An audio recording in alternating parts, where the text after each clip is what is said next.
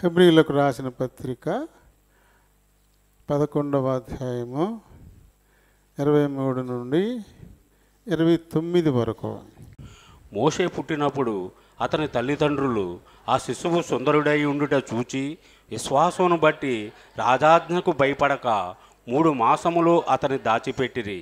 మోషే పెద్దవాడైనప్పుడు విశ్వాసమును బట్టి ఐగుప్తు ధనము కంటే క్రీస్తు విషయమైన నింద గొప్ప భాగ్యమని ఎంచుకొని అల్పకాలము పాపభోగము అనుభవించుట కంటే దేవుని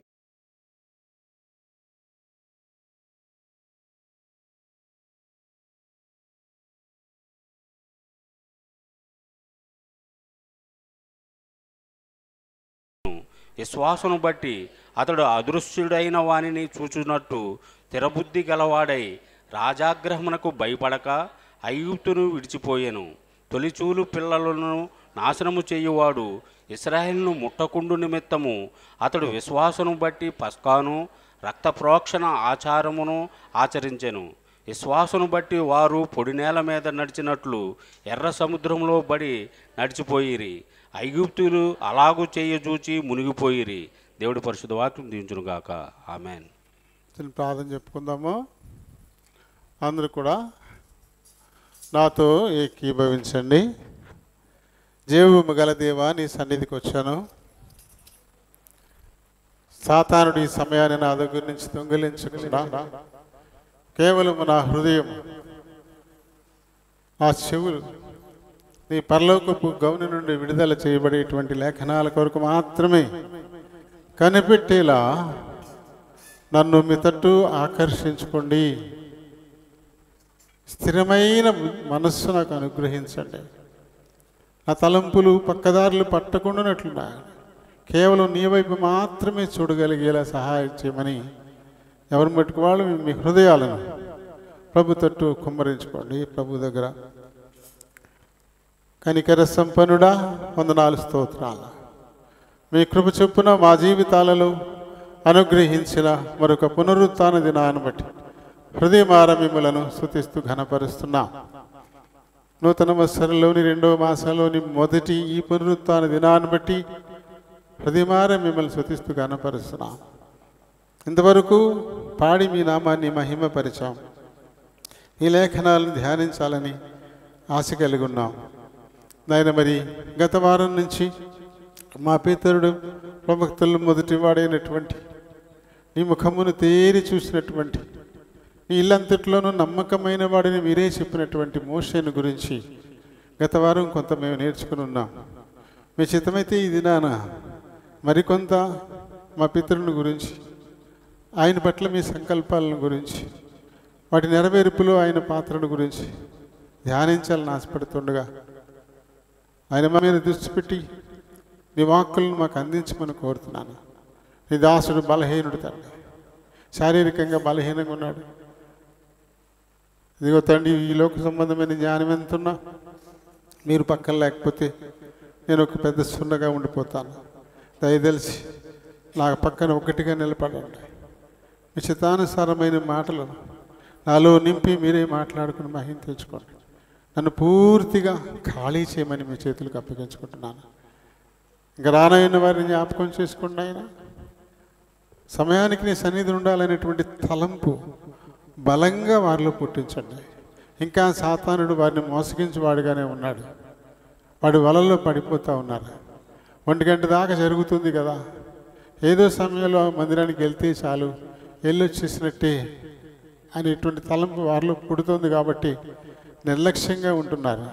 కానీ ఆత్మీయ బహుమానాలు ఎన్నో వారు కోల్పోతూ ఉన్నారు.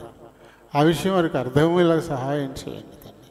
త్వరపెట్టి సకాలాన్ని సన్నిధికి తోడుకుని రమ్మని కోరుతున్నాను. వచ్చిన వారెల్లా ఈ కొద్ది సమయం తమ హృదయాలు, చెవులు ఈ పరలోకపు గవిని వైపు కేంద్రీకరించులాగన సహాయం చేయమని నిద్రాత్మల్ని, అంధకార శక్తుల్ని నజరేయుడిని సున్నామల్లో బంధిస్తున్నాం.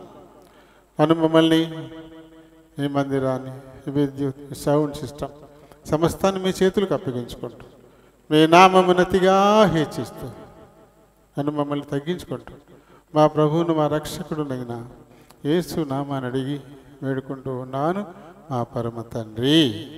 ఆమేన్. Praise the Lord, praise the Lord. 39వ కీర్తన. మన పితరుడైనటువంటి మోషే తన జీవిత చరమాంకంలో రాసినటువంటి కీర్తనగా పేరొందిన కీర్తన 90వ కీర్తన ఉంది. ఆ 90వ కీర్తనలోని మొదటి 7 వచనాల సహాయంతో ఆయన రాసినటువంటిది, ప్రభువా, తరతరముల నుండి మాకు నివాస స్థలము నీవే. దీనికి పల్లవి చరణం వేరువేరుగా ఏముండవు, అన్ని చరణాలే ఒకేలా పాడుకోవడమే. అయితే ధ్యానపూర్వకంగా పాడాలి, ధ్యానించాలన్నమాట, ధ్యానించుకుంటూ పాడాలి. ఉత్తరే మామూలుగా ఉత్సాహంగా పాడేసుకోవడం అనేది కాదు. ఉత్సాహం ఏముండదు, హడావుడి ఉండదు. చక్కగా ఆ కీర్తన దేవుడు అలాగే తను దాన్ని అన్వయించుకుంటూ ధ్యానపూర్వకమైన కీర్తన అన్నమాట. ఇది సైలెంట్గా ఉంటుంది, చక్కగాను మంటుగా మనం కూర్చున్నప్పుడు అలా ఆలపించుకుంటూ ఉంటే మనకు కూడా చాలా బాగుంటుంది, చాలా హాయిగా ఉంటుంది. మరి మీరందరూ, నేనైతే అది పాడేటప్పుడు దాన్ని అనుభవిస్తాను. మరి మీరు అనుభవిస్తారు లేదో ఇప్పుడు చూద్దాం. ధ్యానంలోకి వెళ్ళిపోవాలి.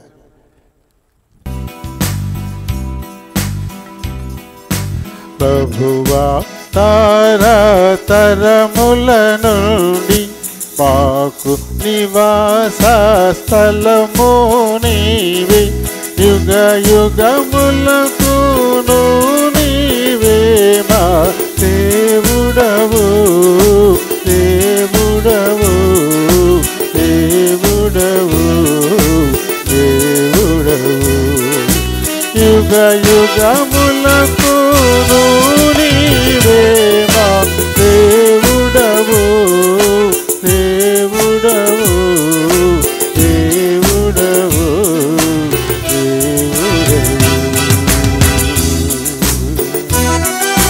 పర్వతములు పుట్టకమునుకు భూమిని లోకమును నీవు పుట్టింపకమును నీవు ఉన్నావు, ఉన్నావు, ఉన్నావు, ఉన్నావు.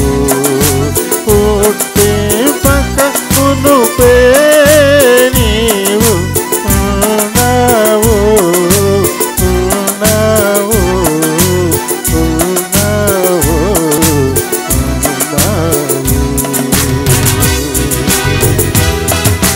నరపుత్రుల వంటికి మార్చి తిరిగి రన్నని సెలవిచెదవు.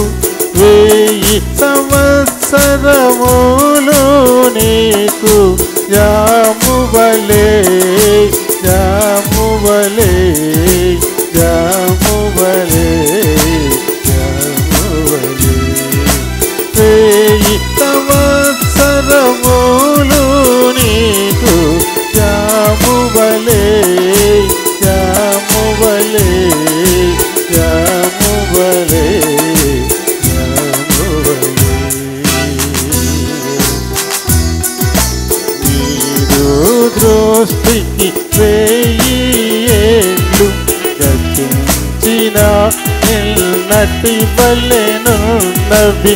రాత్రియందుక జాముకు సమముగా ఉన్నవి, ఉన్నవి, ఉన్నవి, ఉన్నవి.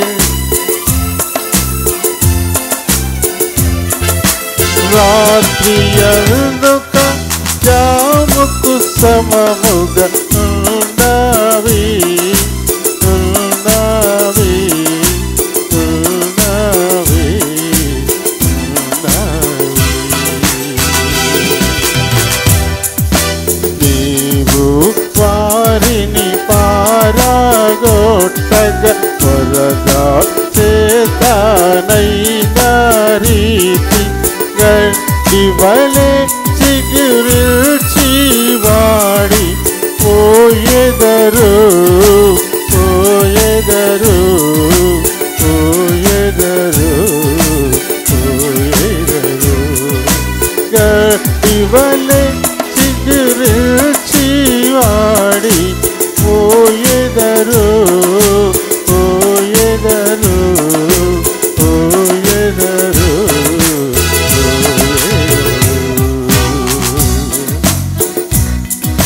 పొద్దుట మొలిచి చిగురించును సాయంతనమున కోయబడును వాడవారును ఈ కోపముచే క్షీణించు క్షీణించు క్షీణించు క్షీణించు వాడవారును నీ కోపముచే క్షీణించు క్షీణించు క్షీణించు క్షీణించు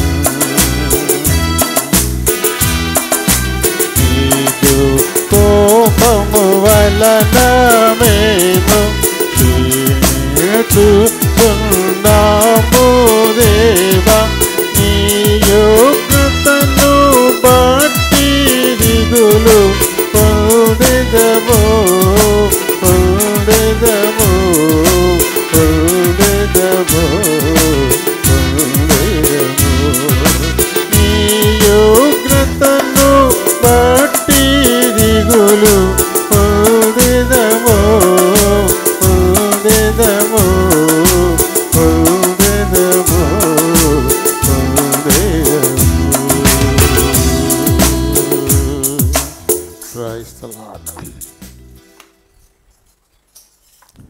దాదాపు 120 సంవత్సరాల ఆయన జీవిత కాలం, ఆయన జీవిత అనుభవాలు, యువరాజుగా గడిపిన కాలం, ఎడారిలో పశువులు కాపరిగా గడిపిన కాలం, 40 ఏళ్ల పాటు ఇశ్రాయేలీయులను ఎన్నో అవమానాలు, ఎన్నో తిరస్కారాలు, ఎన్నో కంప్లైంట్స్ని ఎదుర్కొంటూ నడిపించినటువంటి ఆ అనుభవాలు ఇవన్నీ కలిపి ఫలితార్థం తేలింది ఈ కీర్తన. ఎవరు ఎంత ఎలా బతికినా ఏముంది నాయనా, ఆఖరికి ఇదే కదా మా పరిస్థితి అంటూ ఆయన ధ్యానించుకుంటూ రాసినటువంటి కీర్తన ఇది. ఆ చివరి మాటలు, ఆ చివరి 4 సార్లు అంటాను చూడండి. అక్కడికి వెళ్ళాలి మనం ధ్యానంలోకి. అక్కడికి అలా వెళ్తే అప్పుడు తీసుకెళ్తుంది, పీక్లోకి తీసుకెళ్తుంది. అలాగే ధ్యానించుకుంటే చుట్టూ లోకాన్ని కూడా మర్చిపోతాం, అంత ఉంది అందులో. మామూలుగా ఏదో పాడేస్తాం అంతే తప్ప అనుభవపూర్వకంగా మనం పాడినప్పుడు అక్కడ సాహిత్యానికి, అక్కడ కూర్చోబడిన సంగీతానికి రెండిటికీ కూడా ఎంతో గొప్ప పరిస్థితి కనపడుతుంది మనకి. సరే అండి, మరి గత వారం మనం మన పితరుడైన మోషే ఆయన జన్మించినప్పటికీ ఐగుప్తులో ఉన్న పరిస్థితుల గురించి మనం ధ్యానించాం. ఆయన పుట్టేటప్పటికి అక్కడ ఎలా ఉంది, ఎప్పుడు పుట్టాడు, పుట్టేటప్పటికి అక్కడ ఉన్న పరిస్థితులు ఏమిటి, ఏ రీతిగా దేవుడు ఆశ్చర్యకరంగా ఆయన కాపాడాడు, ఏ రీతిగా విశ్వాసంతో ఆయన తల్లిదండ్రులను చంపేయకుండా జమ్ముపెట్టులో పెట్టి నైల్ నదిలో వదిలేశారు, ఏ రీతిగా తను చంప చూస్తున్నటువంటి శత్రువు ఇంటికి మోషేను చేర్చి భోజనం సిద్ధం చేశాడు కదా. ఇవన్నీ మనం గత వారం చూసాం. ఆ తదుపరి 40 ఏళ్ల పాటు ఆయన అంతఃపురంలో ఉన్నాడు. ఐగుప్తు రాణి కుమారుడుగా ఆయన పెరిగాడు. ఇంకా అటు ఇటు అయితే మొత్తం మీద ఐగుప్తుకు రాజు కూడా అవుతాడు. ఎందుకంటే రాణి అన్న కూతుర్ని ఈయనకి వివాహం చేయాలని అనుకున్నారు. ఆ అమ్మాయి కూడా మోషే అంటే చాలా ఇష్టపడుతుంది అన్నమాట. ఎందుకంటే మోషే బహుసుందరుడు,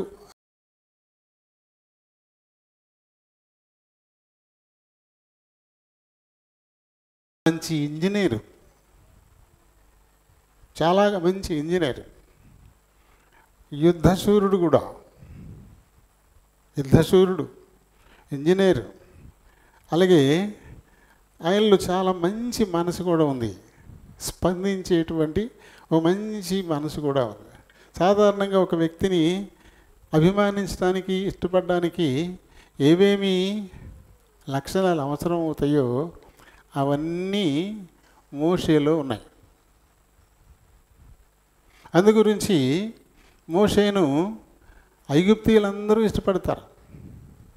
ఇప్పుడు చెల్లి కొడుకుగా పెరిగిన అతను మేనల్లుడిగా కూడా చూస్తాడు. ఆయన ఫరో మోషేను చాలా ప్రేమిస్తాడు తన మేనల్లుడుగా. ఎందుకంటే ఆయన లక్షణాలు ఇవి, అంత మంచి లక్షణాలు కలిగినటువంటి వాడు, దయ చూపేవాడు, ప్రేమ కలిగినటువంటి వాడు, ఏం కావాలి అన్ని లక్షణాలు ఉండేవి. కాబట్టి రాజు అవ్వడానికి ఇబ్బంది లేదు. మహారాజుకున్న ఆయన తన కూతుర్ని, రాజ్యాన్ని కూడా మోషే చేతులు పెట్టేయడానికి ఇష్టపడిపోయినాడే. అటువంటి పరిస్థితి ఐగుప్తులో మోషేకు ఉంది. మొట్టమొదటి 40 ఏళ్ల కాలం చాలా చక్కగా సాగిపోయిన కాలం. కానీ ఆ తదుపరి 40 సంవత్సరాల కాలం ఉంటుంది. ఆ తదుపరి వచ్చే 40 ఏళ్ళ కాలం ఉంటుంది. 3 40లు, 3 మండలాలు మోసే జీవితం. మండలం అంటే 40, మండల కాలం అంటే 40 లెక్క. మోసే జీవితంలో 3 మండలాలు ఉంటాయి. మొదటి మండలం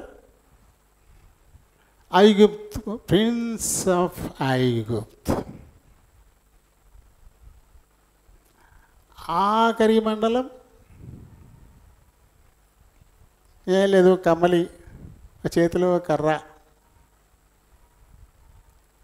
జనాన్ని తీసుకెళ్ళేటువంటి పరిస్థితి. మరి ఒక్కసారిగా రాజభోగాలు అనిపించినటువంటి వాడు అవన్నీ తీసేసి ఒకేసారి కుళాయి కట్టుకుని, కమ్మలు వేసుకుని, కర్ర వేసుకుని నడిపించగలడా? అది కుదురుద్దా? 40 ఏళ్ల పాటు ఎండముఖం ఎరగకుండా అన్ని రకాలైనటువంటి సౌఖ్యాలను అనుభవించినటువంటి వాడు ఒక్కసారి పొలంలో పనిచేయగలడా? ఒకసారి బత్తాలు మోహేస్తాడా? వెళ్ళగలడా? అసలు ఎండలోకి వెళ్ళడమే కష్టమైపోద్ది. కుసేపల్లి ఎండలోకి వెళ్ళి సరికెళ్ళి మాడిపోతాడు. అది ఒంగుని ఏదైనా చేసి నయం నడుము గోతెత్తిపోద్ది. ఏం చేయలేడు. కాబట్టి ఇప్పుడు దేవుడు ఆయనకి శిక్షణ ఇవ్వాల్సి వచ్చింది. ముందున్న కాలం చాలా కఠోరమైనటువంటి ప్రయాణం ఉంది.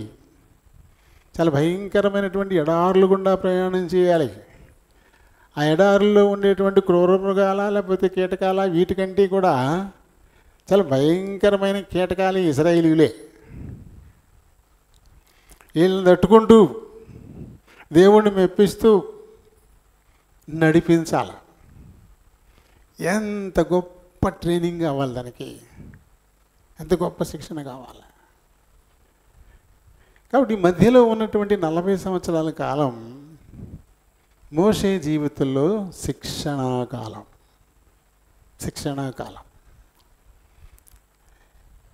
ప్రతి విశ్వాసిలోనూ ఈ 3 ఉంటాయి. ఈ 3 ఫేస్ చేయాలి. ప్రతి విశ్వాసి కూడా ఈ 3 ఫేస్ చేయాలి. పుట్టి పెరిగి ఏ లోటులు లేకుండా ఈ లోకంలో ఉన్నాయని అనుభవించుకుంటూ హ్యాపీగా జీవించే కాలం ఉంటుంది. ఆ తర్వాత ఈ లోకం శాశ్వతం కాదు, ఈ లోకంలో ఎప్పటికీ మనం ఉండిపోము, ఈ లోకాన్ని వదిలిపెట్టి పోవాలి, పోతే ఎక్కడికి పోతాము అనేటువంటి ఆధ్యాత్మిక చింతన వచ్చినప్పుడు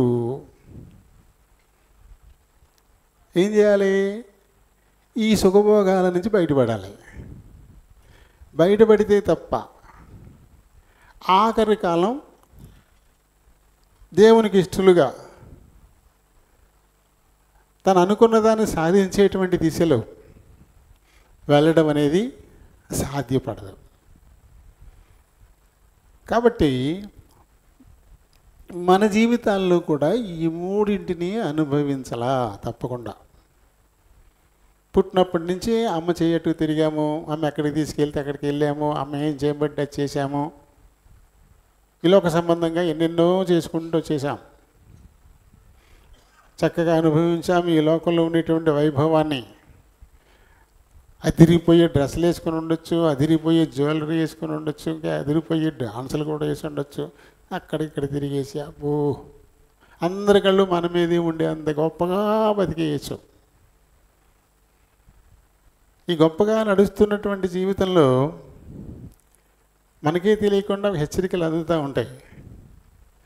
ఎప్పటికప్పుడు జుట్టు నెరిచిపోద్ది, ఎప్పటికప్పుడు కళ్ళు కనపడకుండా పోతాయి, ఎప్పటికప్పుడు పళ్ళు ఊడిపోతాయి, ఎప్పటికప్పుడు ఒళ్ళు ముడతలడిపోతూ ఉంటుంది. హ్యాపీగానే సాగుతూ ఉంటుంది. వాటితో పాటు ఇవి వార్నింగ్ ఇస్తూ ఉంటాయి. ఇక నువ్వు పెద్ద పిల్లవాడు అనుకుంటున్నావా, 50 ఏళ్ళు వచ్చాయి, చూడు అద్దంలో నీ జుట్టు మురిసిపోయింది, చూడు నీ పళ్ళు కదిలిపోతున్నాయి, కళ్ళు కనపట్లే, భూతద్దాలు ఎట్టుకోవాల్సి వస్తుంది. ఇలాంటివి అంటే ప్రారంభము అది శాశ్వతం కాదు అనే వార్నింగ్. ప్రారంభ జీవితాల్లో అనుభవిస్తున్నటువంటివి ఏమున్నాయో అవేమి సత్యాలు కావు, అది శాశ్వతం కాదు, అది ఖచ్చితంగా పోతుంది అనేటువంటి ఒక వార్నింగ్ బెల్ మనకు మోగుతుంది. ఆ వార్నింగ్ బెల్ మోగినప్పుడు ఏం చేయాలి? ఇప్పుడు మనం శాశ్వతమైన దానికోసం వెతకాల. అది లాస్ట్ పార్టీ. శాశ్వతమైన దాన్ని వెతకాల్సి ఉంటుంది. ఆ శాశ్వతమైన దాన్ని వెతికి దాన్ని వెంబడించాలంటే ఒక్కసారిగా ఈ మొదటి 40 నుంచి ఒక్కసారిగా ఆఖరి 40కి వెళ్ళలేము. మధ్యలో ఈ కాలాన్ని ఫేస్ చేయాలి. ఇది సిద్ధపాటు కాలం, దాన్ని ఎదుర్కోవడానికి వీలుగా సిద్ధపడేటువంటి కాలం. ఈ మూడు ఉంటాయనే సంగతి విశ్వాసులు గుర్తించట్లేదు. ప్రతి విశ్వాసి మూడు ఖచ్చితంగా తన జీవితంలో ఉన్నాయి అని గుర్తించాలి. గుర్తించినప్పుడే కదా అందుకు తగిన విధంగా మనల్ని మనం సరి చేసుకుంటాం. ఆ మధ్య బాగా లేటుగా వచ్చిందిరా బస్సు, ఈ మధ్యన బాగా పెందలాడ వచ్చేస్తుందంట అని గుర్తించామనుకో, పెందలాడ వెళ్ళి బస్ స్టాండ్లో కూర్చుంటాం. ఇది వరకు లేటుగా వచ్చిందన్న ఉద్దేశంతో ఉండిపోతే మనం వెళితే బస్సు వెళ్ళిపోద్ది. ఆయా జరుగుతున్నటువంటి మార్పులు ఏమున్నాయో వాటిని బట్టి మన గుర్తింపుకు రావాలి. గుర్తింపుకు వచ్చి దానికి అనుగుణంగా మనల్ని మనం ట్యూన్ చేసుకోవాలా. అలా ట్యూన్ చేయడం కోసమే దేవుడు మోషేని అంతఃపురాన్ని నుంచి తప్పించాడు. ఇప్పుడు ఈయనకి ఐగుప్తులో యువరాజు, కాబోయే రాజు, తిరుగులేదు. రాజదండం చేతికి వచ్చేది, సింహాసనం ఎక్కుతాడు, కిరీటం వచ్చేస్తుంది. అయితే అదే శాశ్వతమా? ఆ తర్వాత ఈయనకంటే బలవంతుడు కూడా ఉంటాడు. ఈయన తమ్ముడే ఉంటాడు, తమ్ముడు ఉన్నాడు ఒకడు, వాడు కుట్ర చేసి లాగేయచ్చు. రాజరికంలో ఏది శాశ్వతం కాదు. రాజరికంలో ప్రేమలు ఉండవు, ఆప్యాయతలు ఉండవు. రాజరికంలో ఒకటే సూత్రం, శత్రుశేషం రుణశేషం ఉండకూడదు, అంతే రాజరికంలో. ఎవడో ఒకడు కొద్దిగా యవనస్తుడు రాజేయడు అనుకోండి, వాడు ఏం చేస్తాడు తెలుసా? వాళ్ళ నాన్న చంపేస్తాడు, అన్నదమ్ములు ఉంటే వాళ్ళని కూడా చంపేస్తాడు, ఒకవేళ వాళ్ళకి పెళ్ళిళ్ళు అయ్యి చిన్న చిన్న పిల్లలు ఉంటే వాళ్ళని కూడా చంపేస్తాడు. ఎందుకంటే ఇవాళ రేపు వాళ్ళు పెద్దవాళ్ళు అయ్యి మళ్ళీ కత్తేసుకుని నా మీదకి వస్తాడు. కాబట్టి ఇక శత్రుశేషం ఉండడానికి లేదు. రాచరికంలో ఉండే పద్ధతి అది. తండ్రినే చంపేస్తాడు. ఎందుకంటే మళ్ళీ కొంతమందిని బలవంతుల్ని ఏర్పాటు చేసుకుని నా రాజ్యాన్ని పీకేసుకుంటాడేమో మా నాన్న, తీసేస్తాడు. అంతే. అన్నదమ్ములు చంపేస్తారు, వాళ్ళకుండే పిల్లల్ని కూడా చంపేస్తారు. రాచరికం అలా ఉంటుంది. కాబట్టి ఇప్పుడు కానీ రాజు అయినా ఆయన శాశ్వతంగా ఉంటుందా? తమ్ముడు తిరుగుబాటు చేయొచ్చు. రేపు పొద్దున నువ్వు హెబ్రియుడివి, నువ్వు మమ్మల్ని పాలించడమని చెప్పేసి ప్రజలే తిరుగుబాటు చేసి లాగేయచ్చు. అయితే యువరాజు రాజు అవ్వచ్చు, కిరీటం రావచ్చు, సింహాసనం రావచ్చు, కానీ అది శాశ్వతమైతే కాదు. ఆ పరిస్థితుల్లో మొదట ఉన్నాడు. పైగా ఆయన బలవంతుడేమి కాదు. ఎవరికైతే దేవుని కృపాకటాక్షాలు ఉంటాయో వారే బలవంతులు తప్ప రథాలను బట్టో, గుర్రాలను బట్టో, సైన్యాన్ని బట్టో ఏ రాజు బలవంతుడు కాలేడు. కాబట్టి ఇతని రాచరికం అశాశ్వతం, ఇతని బలము కూడా అశాశ్వతం. పైకి మట్టుకు చాలా బాగా కనపడుతుంది. కిరీటం పెట్టుకుని, రాజదండం పుచ్చుకొని, సింహాసనం మీద కూర్చుని ఇక నాకు తిరుగులేదు అన్నట్టుగా కనబడుతూ ఉంటాడు. అంతేగాని అన్నీ అసత్యాలే. అవేవి అతనికి శాశ్వతం కాదు. అది మొదటి స్థితి. అది ఆయన తెలియపరచాల. బయటకు లాక్కపోవడానికి దేవుడు చూశాడు. ఆ తర్వాత అక్కడ ఉండగా అతనికి శ్రమ అంటే ఏంటో తెలియదు. రాజుగారికి శ్రమ అంటే ఏంటో తెలుస్తుంది, ఏం తెలియదు. ఏముంటుంది శ్రమ? ఏముంటుంది రాజుకి? శ్రమ ఏముంటుంది అసలు? అవసరతే లేదు. ఒక్క పోత కూడా ఉండదు. ఆ పక్కనే నుంచుని ఇలా ఇసురుతూ ఉంటారు. ఒక్క పోత కూడా తెలియదు. దాహం అవుతుందని తెలియదు, ఆకలి అవుతుందని తెలియదు.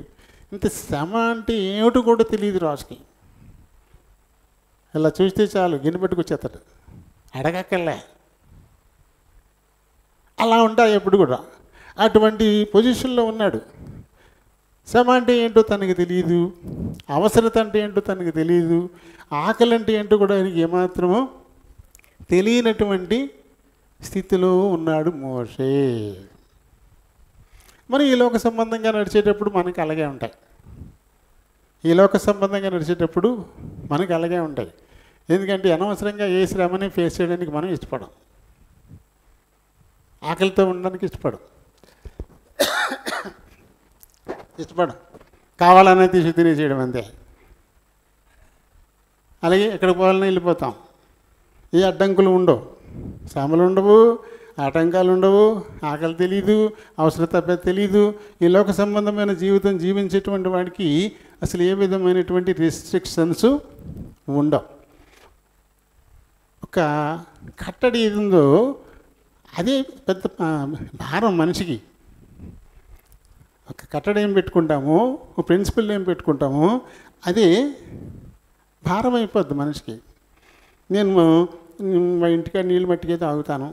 ఒకవేళ బయట నీళ్ళు తాగినా అవి బాగా మరి కాసి వడపోసిన నీళ్ళు దొరికితే నేను తాగుతాను అని ఒక నిబంధన పెట్టుకున్నాడు అనుకోండి. ఎంత కష్టమైపోద్ది బయట. అలాంటి నీళ్ళు దొరుకుతాయా? గొంతుకు ఆరిపోతూ ఉంటుంది. ఎంత కష్టపడాలి? అలాంటి నియమం లేనుడికి ఎవరి చేతిలో లాగేసుకుంటే తాగుతారు. ఆ నియమం లేనుడికి ఏమీ లేదు, ఏది కష్టం అనిపించదు. తర్వాత ఏ రోగం వస్తుందో తర్వాత సంగతి. ముందు మటుకు ఇబ్బంది లేదు అసలు. కానీ ఒక నియమం పెట్టుకున్నవాడికి అంత ఇబ్బంది. నేను బేవారు వెళ్ళాం అనుకోండి, దాని వెజిటేరియన్ భోజనం దొరుకుతుందేమో అని చూస్తే దొరకదు. కూరగాయల భోజనం దొరుకుతుందా అని చూస్తుంటే ఏ హోటల్లోనూ దొరకదు. దొరికే ఒక చోటు ఉంటుంది శ్రీదేవి, అక్కడ కారు ఎట్టుకుంటా ఉండదు. కాబట్టి బేవారులోనే భోజనం చేయాల్సి వస్తే అదే ఇక మాకు పెద్ద బడ్డెన్ అయిపోద్ది మాకు. ఎందుకలా? ఏదైనా తినేద్దాం అనుకున్నాం అనుకోండి, ఏం లేదు, శుభ్రంగా వెళ్ళిపోతాం, లోనికి ఆరేసుకుంటాం, బిర్యానీ తెప్పించుకుంటాం, తినేసేస్తాం, వాళ్ళకి ఇబ్బంది లేదు. అది కాదు, వెజిటేరియనే కావాలా అనుకుంటున్నాం కాబట్టి భోజనమే దొరకలే కదా. ఏదో ఒకటి ఉన్నప్పుడు ఇబ్బందులు వస్తాయి. ఏది లేనివాడికి ఏమి ఉండదు, విచ్చలవిడికి ఏది కావాలితే అది, ఎక్కడ కావాలితే అక్కడికల్లా వెళ్ళిపోతుంటాడు కదా. ఇప్పుడు మోషే ఏ విధమైన రిస్ట్రిక్షన్స్ లేనటువంటి పరిస్థితుల్లో ఉన్నాడు. ఆ తదుపరి అన్నీ ఇబ్బందులే, వాటి గుండా నడవాల్సి ఉంటుంది. అందుకొరకు దేవుడు ఆయనకి శిక్షణ ఇవ్వాలి. ప్రస్తుతానికి ఆకలి తెలియాలి. ప్రస్తుతానికి శ్రమ అంటే ఏంటో తెలీదు, శ్రమ అతనికి తెలియాలి. ప్రస్తుతానికి అవసరత ఏమిటో తెలియదు, అవసరం ఎలా ఉంటుందో అది కూడా ఆయనకి తెలియాలి. అలా తెలియపరచడం కోసం ఇప్పుడు అంతఃపురం నుంచి దేవుడు ఆయన్ని తప్పించాలనుకున్నాడు. ఇంకా తర్వాత ఆ రాజ్యంలో ఉండగా, యువరాజుగా ఉండగా ఆయనకి ఎదురు చెప్పేవాళ్ళు ఎవరన్నా ఉంటారా? ఏం చెప్తా చేయడమే. అలా కాదండి అని చెప్పేవాడు ఎవడు ఉండడు. అలా ఎదురు చెప్తే తలకాయలు వేసిపోతాడు. మనిషికి నచ్చంది ఇదే.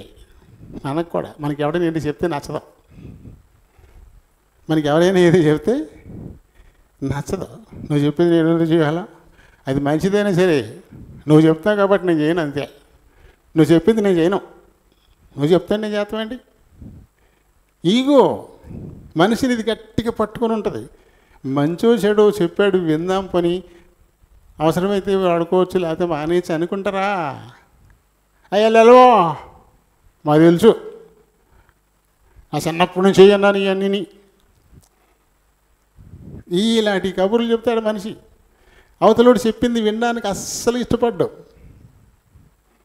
చెప్పడమే, వినడం అసలు రాదు.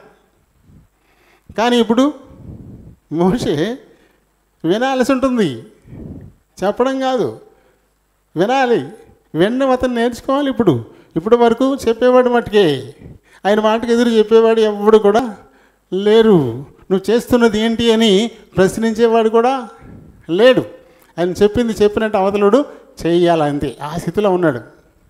అటువంటి వాడు ఇప్పుడు ఎవరు చెప్పినా వినే స్థితికి రావాలి. లేకపోతే లక్షలాది మంది జనాల్ని తీసుకెళ్ళాడు బయటికి.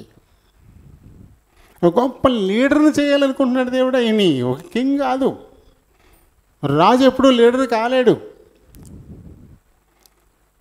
ఆ రాజుకు, ఆ అధికారానికి భయపడి ఆయనకి విధేయత చూపిస్తారే తప్ప ఆయనలో ఉండే మంచి లక్షణాలను చూసి వెంబడించరు. లీడర్ అనేవాడిని ఎప్పుడు జనాలు వెంబడిస్తారు? ఆయనలో ఉండే మంచి లక్షణాలను ప్రేమించి ఆయన్ని వెంట వెళ్తారు. ఎంత ఎక్కువ మంది ఆయన వెంట వెళ్తుంటే అంతమందికి ఆయన లీడరు. ఇక్కడ మోషే ఒక ప్రిన్స్గా ఉన్నాడు అంతే. ఆయన అధికారానికి భయపడి ఆయన ముందు వంగుతారు. ఆయన అధికారానికి భయపడి వందమాదగులు వెనకాల ఆయన స్తుతిస్తూ పొగుడుతూ కూడా వెళ్తారు, అంతవరకే. అంతే తప్ప ఆయనలో ఉండే మంచి లక్షణాలను చూసి వెళ్ళరు. కానీ తనకు మంచి లక్షణాలు నేర్పించి అతను గొప్ప లీడర్ని చేసి లక్షలాది మంది ప్రజలు ఆయన్ని వెంబడించేలా చేయాలనేది దేవుని ఉద్దేశం.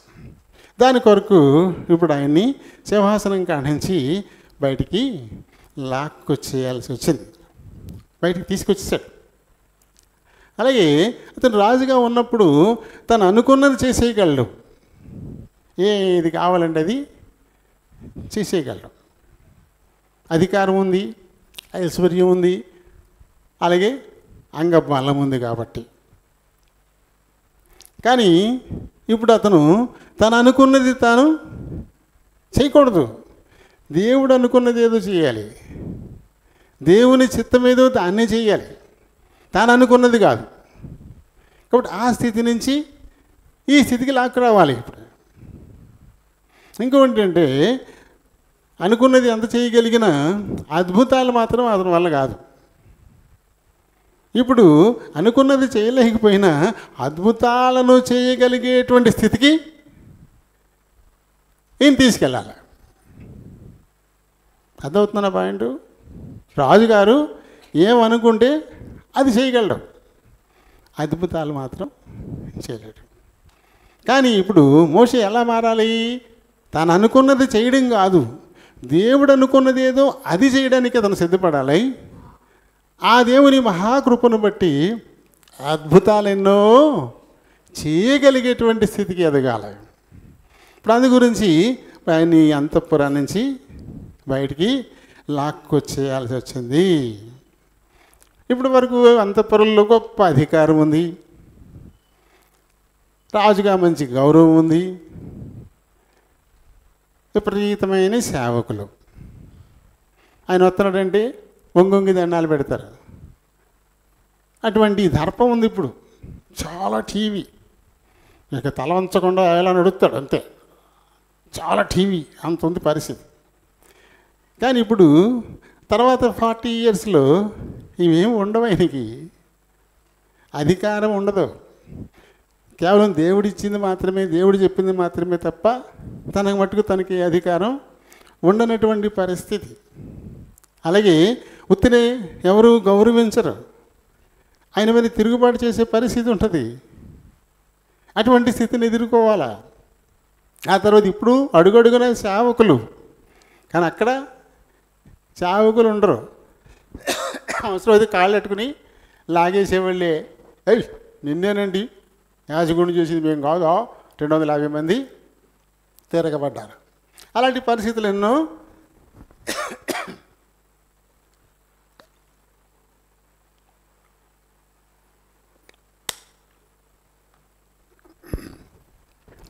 ఆయన ఎదుర్కోవాలా. కాబట్టి ఇప్పుడు అందుకొరకు తగిన సిద్ధపాటు ఆయనకి ఇవ్వాలి, ట్రైనింగ్. అందుకోసం అంతఃపురం నుంచి ఆయన వెలుపలికి తీసుకొచ్చేయాల్సి వచ్చింది. ఇంకా తర్వాత ఇప్పటి వరకు రాజుకు వ్యతిరేకంగా కంప్లైంట్లు ఇచ్చేవాళ్ళు ఎవరైనా ఉంటారా? ఫిర్యాదు చేసేవాళ్ళు ఉంటారా? ఉండరు. మన నార్త్ కొరియా ఉంది, నార్త్ కొరియా, కిమ్ ఆయన గారికి వ్యతిరేకంగా ఎవరైనా చిన్న మాట కంప్లైంట్ ఇస్తే తలకాయ తీసేస్తారండి. నియంత కిమ్ 2-3 స్టైల్స్ ఉంటాయంట, కత్తిరేసుకునే స్టైల్స్. ఆ స్టైల్లోనే కత్తిరేయించుకోవాలి వాళ్ళు. అలా కాదు నేను ఇలా చేసుకుంటాను, నేను చేసుకున్నాడో తలకాయ ఉండదు. మన ఇళ్ళల్లో టీవీ ఛానల్స్ బోర్డు తెగ చూసేస్తున్నాం మనం. అందరి ఇళ్ళల్లోనూ టీవీ ఉంటుంది, కానీ ప్రభుత్వం ఏ కార్యక్రమం అయితే అదే ఉంటుందండి, ఇంకేం ఉండదు. నా ఇష్టానికి నేను ఏదో చూస్తానంటే ఆడు తలకాయ తీసేస్తారు. ఏం రాజురా బాబా వీడితో చచ్చిపోతున్నావా అంటే సరే తెల్లరికి తలకాయలు వేసిపోతాను. అక్కడ రాజు గురించి చిన్న మాట మాట్లాడడానికి లేదు, అంత క్రూరమైన నియంత, భయంకరం. అలా ఉంటారు రాజులు. కాబట్టి రాజుకి వ్యతిరేకంగా ఎవరు కంప్లైంట్ చేస్తారు? ఇక్కడ ఈయనకి వ్యతిరేకంగా ఫిర్యాదు చేసి వెళ్ళారు రాజుగారు. కాబట్టి ఆయనకి వ్యతిరేకంగా ఎవరైనా కంప్లైంట్ చేస్తే తలకాయ తీసి పారేస్తారు. అలాగే ఆయన మీద తిరగబడేవారు కూడా ఉండడు. తిరగబడ్డాడు అంటే అటు జనసంఖ్యలోంచి కొట్టేయబడతాడు. అటువంటి దర్పం ఉంది ఇక్కడ. కానీ ఇక ముందు ఆయనకి అన్ని ఫిర్యాదులే ఆయన మీద అందరూ ఫిర్యాదులు చేసేవాళ్ళే, అందరూ తిరగబడేవాళ్ళే. పూర్తిగా మారిపోతుంది పిక్చరు, పూర్తిగా. అసలు దానికి దీనికి ఏ ఒక్క దానిలో కూడా సామీప్యత అసలు ఉండదు. అంత పూర్తిగా డిఫర్ అయిపోతారు. ఎందుకు? సిద్ధపడితేనే విశ్వాసిగా మనగలుగుతాడు. ఆ మొదటి ఆ 40 కూడా నాకు కావాలంటే కుదరదు. మోషే ఆ రాజాంతపురంలో ఉన్న 40 ఏళ్ళ ఆ జీవిత అనుభవం, అధికారం, అది కూడా నాకు కావాలంటే ఇక కుదరదు. అసలు అక్కడ ఉండడానికి లేదు. అందుకని దేవుడు ఏం చేశాడు? సహజంగా మోషేలో స్వజనుల మీద ప్రేమ ఉంది. అతను రాజాంతపురంలో ఐగుప్తు యువరాజుగా పెరుగుతూ ఉన్నప్పటికీ పాలిచ్చి పెంచింది తన కన్న తల్లి. హెబ్రీల ఇంట్లోనే ఉన్నాడు. ఆ తల్లే పాలిచ్చి పెంచింది. ఆ జనాన్నే చూస్తూ ఉన్నాడు. వారు చేస్తున్నటువంటి ఆ వెట్టి చాకిరీలను చూస్తూ ఉన్నాడు. అవడానికి రాజుగా ఉన్నప్పటికీ కూడా ఇవన్నీ అతనికి లోపల బాధ కలిగిస్తున్నాయి. నా స్వజనులు ఇంత బాధపడుతున్నారు అనేటువంటిది లోపల ఉండిపోయింది. అదే ఒక కృతజ్ఞత, స్వజాతి అభిమానం, అది ఉండాలి. కానీ మన మనుషుల్లో ఉండదు. ఇప్పుడు ఒకప్పుడు పేదోడే ఏదో కష్టాలు పడేది కొద్ది గొప్ప సంపాదించాడు. ఆ తర్వాత తనని ధనవంతుల లెక్కలో వేసుకుంటాడు అంతే. ఒకప్పుడు నేను పేదవాడిని, వాళ్ళు బాధపడ్డే నేను బాధపడ్డాను, అసలు ఒప్పుకుంటాడా దాన్ని? అది అసలు ఒప్పుకోడు దాన్ని, అది అసలు గుర్తే రాదు. నేను అగర్భత శ్రీమంతుణ్ణి, ఇలాగే పుట్టాను నేను అనుకుంటుంటాడు. అది ఎప్పుడు కూడా దేవునికి ఇష్టమైన లక్షణం కాదు. స్వజాతి, స్వజనులు, స్వానుభవాలు ఏమున్నాయో వాళ్ళందరి విషయమే ఒక జ్ఞాపిక ఉండాలి తప్పకుండా. ఒకప్పుడు నేను కూడా వీరిలాగానే బాధపడ్డవాడిని. దేవుడు ఇప్పుడు నన్ను దీవించాడు కాబట్టి ప్రతి స్థితిలో ఉన్నాను.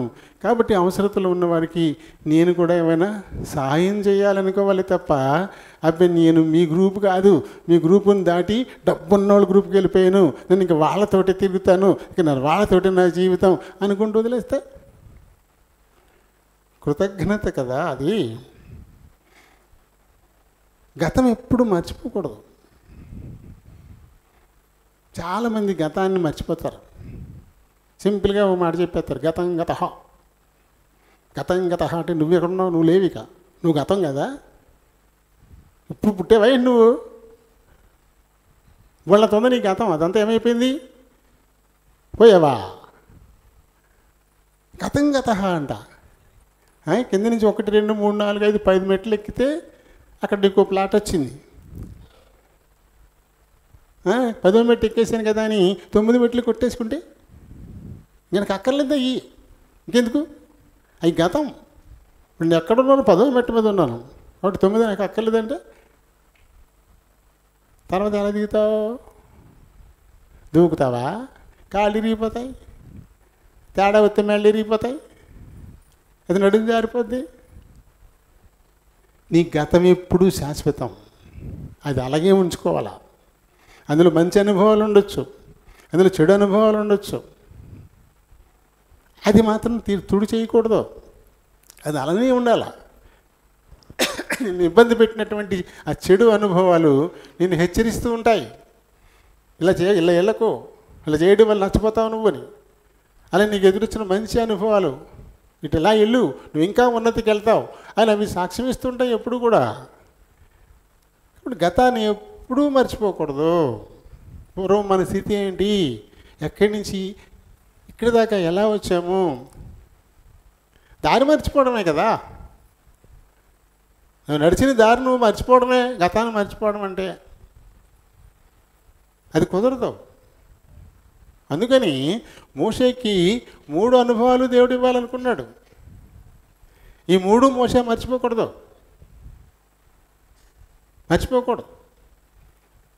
కాబట్టి అది చిన్నప్పటి నుంచి ఆయనలో అది ఉండిపోయింది. నేను ఐగుప్తీయుణ్ణి కాదు, నా స్వజనులు హెబ్రీయులు. ఎప్పుడో ఈ ఐగుప్తుకు వచ్చారు, వీళ్ళు చాలా అవస్థలు పడుతున్నారు, వీళ్ళు రాసి రంపాన్ని పెట్టేస్తున్నారు, వీళ్ళు అసలు మనుషులుగా కూడా లేరు, వీళ్ళు పశువులు, వీళ్ళు బానిసలు, ఇటువంటి జీవితాన్ని అనుభవిస్తున్నారు వీళ్ళు అని అది అస్తమానం తలుచుకుంటూనే ఉన్నాడు. ఐగుప్తు యువరాజుగా ఉన్నప్పటికీ తన స్వజనులు అనుభవిస్తున్న దాన్ని చూస్తూనే ఉన్నాడు, ఫీల్ అవుతూనే ఉన్నాడు. అది విశ్వాసి కావాల్సిన ముఖ్య లక్షణం. అది ఉండాలి. ఎప్పుడు వన్ సైడ్ కాకూడదు విశ్వాసి, ఒక సైడ్ కాకూడదు. నేను పరిశుద్ధుని అయిపోయాను కాబట్టి నేను పరిశుద్ధులతోనే ఉంటాను, ఇది తప్పు. పాపులతో కూడా ఉండాలి. నువ్వు వాళ్ళ పాపాన్ని అంటించుకోకూడదు, కానీ పాపులతో కూడా ఉండాలి. యేసు ప్రభు చేసి చూపించాడు కదా. ఆయన పాపులతోటి ఉన్నాడు, శంకరులతోటి భోజనం చేశాడు, పనిగట్టుకుని యాకోబావు దగ్గరికి వెళ్ళి ఒక పాపి అయిన స్త్రీతో సంభాషించాడు. ఒకరి దగ్గర ఉన్నటువంటి మురికిని నువ్వు తుడవాలంటే నువ్వు అక్కడికి వెళ్ళాలి కదా. ఆ మురికిని నువ్వు ఎలా తుడుతావు? నువ్వు అక్కడికి వెళ్ళకుండా. కాబట్టి నేను పరిశుద్ధుని కాబట్టి నేను పరిశుద్ధుని పాపలు తోలుకుని వెళ్ళను, వాళ్ళు ఉన్న కాడికి వెళ్ళిన వాళ్ళు తిన్న వాళ్ళు అసలు వాళ్ళతో నేను సహవాసమే చేయను. ఇది చాలా తప్పు విధానం. అలా చేయమలేదు దేవుడు. యేసు ప్రభు పాపిలోని పాపాన్ని ద్వేషించాడు, పాపిని కాదు. ఎందుకంటే మనిషి అతను శాశ్వతం, అతను ఉంటాడు. ఈ లక్షణం అనేది వచ్చిపోతుంది. ఇప్పుడు పాపపు లక్షణం వచ్చింది, రేపు నది పోవచ్చు, పరిశుద్ధుడు అవ్వచ్చు. కానీ మనిషి అనేవి మాత్రం నికరం కదా. ఆ మనిషిలో ఉన్నటువంటి పాపాన్ని బట్టి నువ్వు మనిషినే పూర్తిగా తృణీకరించేస్తావా? అలా ఏం చేయలేదే. ఎందుకు ఆయన ఇబ్బందులు కులుములోకి తీసుకెళ్ళాడు? రాత్రి చెప్పుకున్నాం కదా, ఇబ్బందులు కులుములకి ఎందుకు తీసుకెళ్ళాడు? ఆ పాపిలో ఉండేటువంటి ఆ పాపపు లక్షణాలను కాల్చేయడమే ఉద్దేశము, పాపిని కాదు. పాపిని కాల్చేయడం అనే ఉద్దేశం కాదు. వెండి వేసినట్టు బంగారం వేసినట్టు నేను మూసలో నేను వేయట్లే. అలా వేస్తే ఏమైపోతావు? నాశనం అయిపోతావు. అలా కాదు, ఇబ్బందుల కులిమి. ఎందుకంటే ఆ లోపల ఉన్న చెడుగును కడిగేయడం దేవుని ఉద్దేశం. కాబట్టి ఎప్పుడు కూడా విశ్వాసి పాపిని ప్రేమించాలి, పాపిలోని పాపాన్ని కాదు. ఆ పాపిని ప్రేమించినప్పుడు ఈ పాపం ఇతన్ని పాడు చేస్తుంది కదా, నాశనం వైపుకి తీసుకుపోతుంది కదా అని చెప్పేసి ప్రేమ కొద్దీ ఆయనకి బోధించాలి, చెప్పాలి. ఎందుకు బాబో ఇలాంటివి జీవితాన్ని నాశనం చేసాయి, ఎందుకమ్మా మానేయి అని చెప్పాలి. ఒక తాగిపోతుండి నువ్వు తాగొద్దు బాబు, తాగితే నాశనం అయిపోతామని చెప్పాలంటే నువ్వు తన దగ్గరికి వెళ్ళాలి వద్దా? అడా తాగిపోతాడు, ఓ అటు చూడ నేను వెళ్ళను, ఆడితే నేను అలా సహాయం చేయను. అది ఎలా మరి? ఎప్పుడు చెబుతావు? నువ్వు వెళ్తేనే కదా చెప్పాలి. కాబట్టి ఈ లోకంలో ఉన్నంతకాలం వీటితోటే ఉంటాం మనం, వాటి మధ్యనే ఉంటాం మనం. మన చుట్టూ ఉంటాయి, పైన కింద ఆ పక్క ఈ పక్క ఎప్పుడూ ఉంటానే ఉంటాయి. కాబట్టి పూర్తిగా ఈ లోకాన్ని వదిలిపెట్టేదాకా దేన్ని వదులుకోవడానికి లేదు. మనం జాగ్రత్తలు తీసుకోవాలి, అంతే. తగిన జాగ్రత్తలు తీసుకోవాలి. పాపితో స్నేహం చేయి, పాపంతో కాదు. అతని పాపాన్ని తీసేయడానికి ప్రయత్నం చేయి. అందుకు తగిన విధంగా హెచ్చరించు, గద్దించు, బుద్ధి చెప్పు. ఇది తప్పు, ఇలా అయితే నాశనం అయిపోతావు నువ్వు అని ఒప్పించు, మానిపించు, బతికించు. దేవుని ఉద్దేశం అదే కదా. ఎప్పటికీ కూడా ఈ మూడు మనతో పాటు ఎప్పుడూ ఉంటాయి ఈ జీవితాల్లో. మొదట మనం అనుభవించింది, ప్రస్తుతం నడుస్తుంది, ఎదుర్కోబోయేది భూత వర్తమాన భవిష్యత్ కాలాలు. గతించిపోయింది భూతం, ఇప్పుడు నడుస్తుంది వర్తమానం, రాబోయేది భవిష్యత్తు. ఈ మూడు తప్పకుండా ఉంటాయి అంతే. కాబట్టి మోసే జీవితంలో ఆ మూడు తప్పకుండా ఉన్నాయి. మొదటిది భూతకాలం అయిపోయింది, 40 ఏళ్ళు. తర్వాత ఇప్పుడు 40 ఏళ్ళ వర్తమానాన్ని తీసుకొస్తున్నాడు. ఆ తర్వాత భవిష్యత్తు 40 ఏళ్ళకి ఆయన్ని తీసుకెళ్తాడు. ఇలా అంటే ఇప్పుడు ఆయన ఏం చేయాల్సి వచ్చిందంటే అంతఃపురం నుంచి బయటికి తీయాల్సి వచ్చింది కదా. అలా తీయడానికి కారణం ఏంటి? ఆయనకు ఒక మంచి శిక్షణ ఇచ్చి ఒక మంచి పని అప్పచెప్పాలా. అందుకనే పతిచ్చాడు. మోసేకి ఓ మంచి శిక్షణ ఇచ్చి ఓ మంచి పని ఆయనకి అప్పచెప్పాల్సి ఉంటుంది. దానికోసమే 100 సంవత్సరాలుగా దేవుని పర్వతం దగ్గర మోసే కోసం ఆయన కనిపెడతానే ఉన్నాడు. మనకి ఆదికాండంలోని 15వ అధ్యాయంలో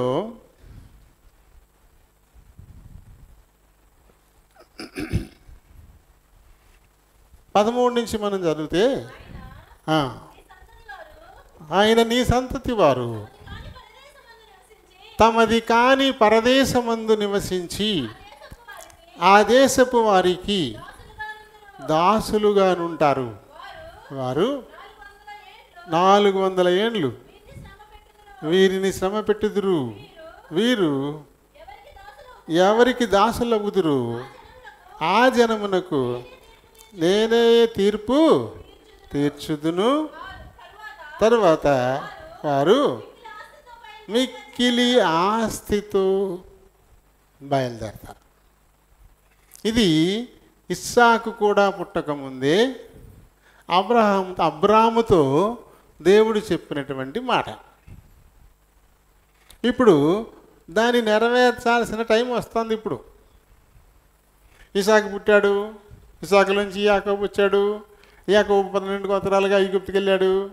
ఐగుప్తులో యోసేపు గడిచిపోయిన తర్వాత 350 ఏళ్ళ కాలం గడిచిపోయింది. ఇప్పుడు వారిని వెలుపలికి తీసుకొచ్చేటువంటి సమయం వచ్చింది. అది కొరకు మోషేని దేవుడు సిద్ధం చేయాల్సినటువంటి అవసరత.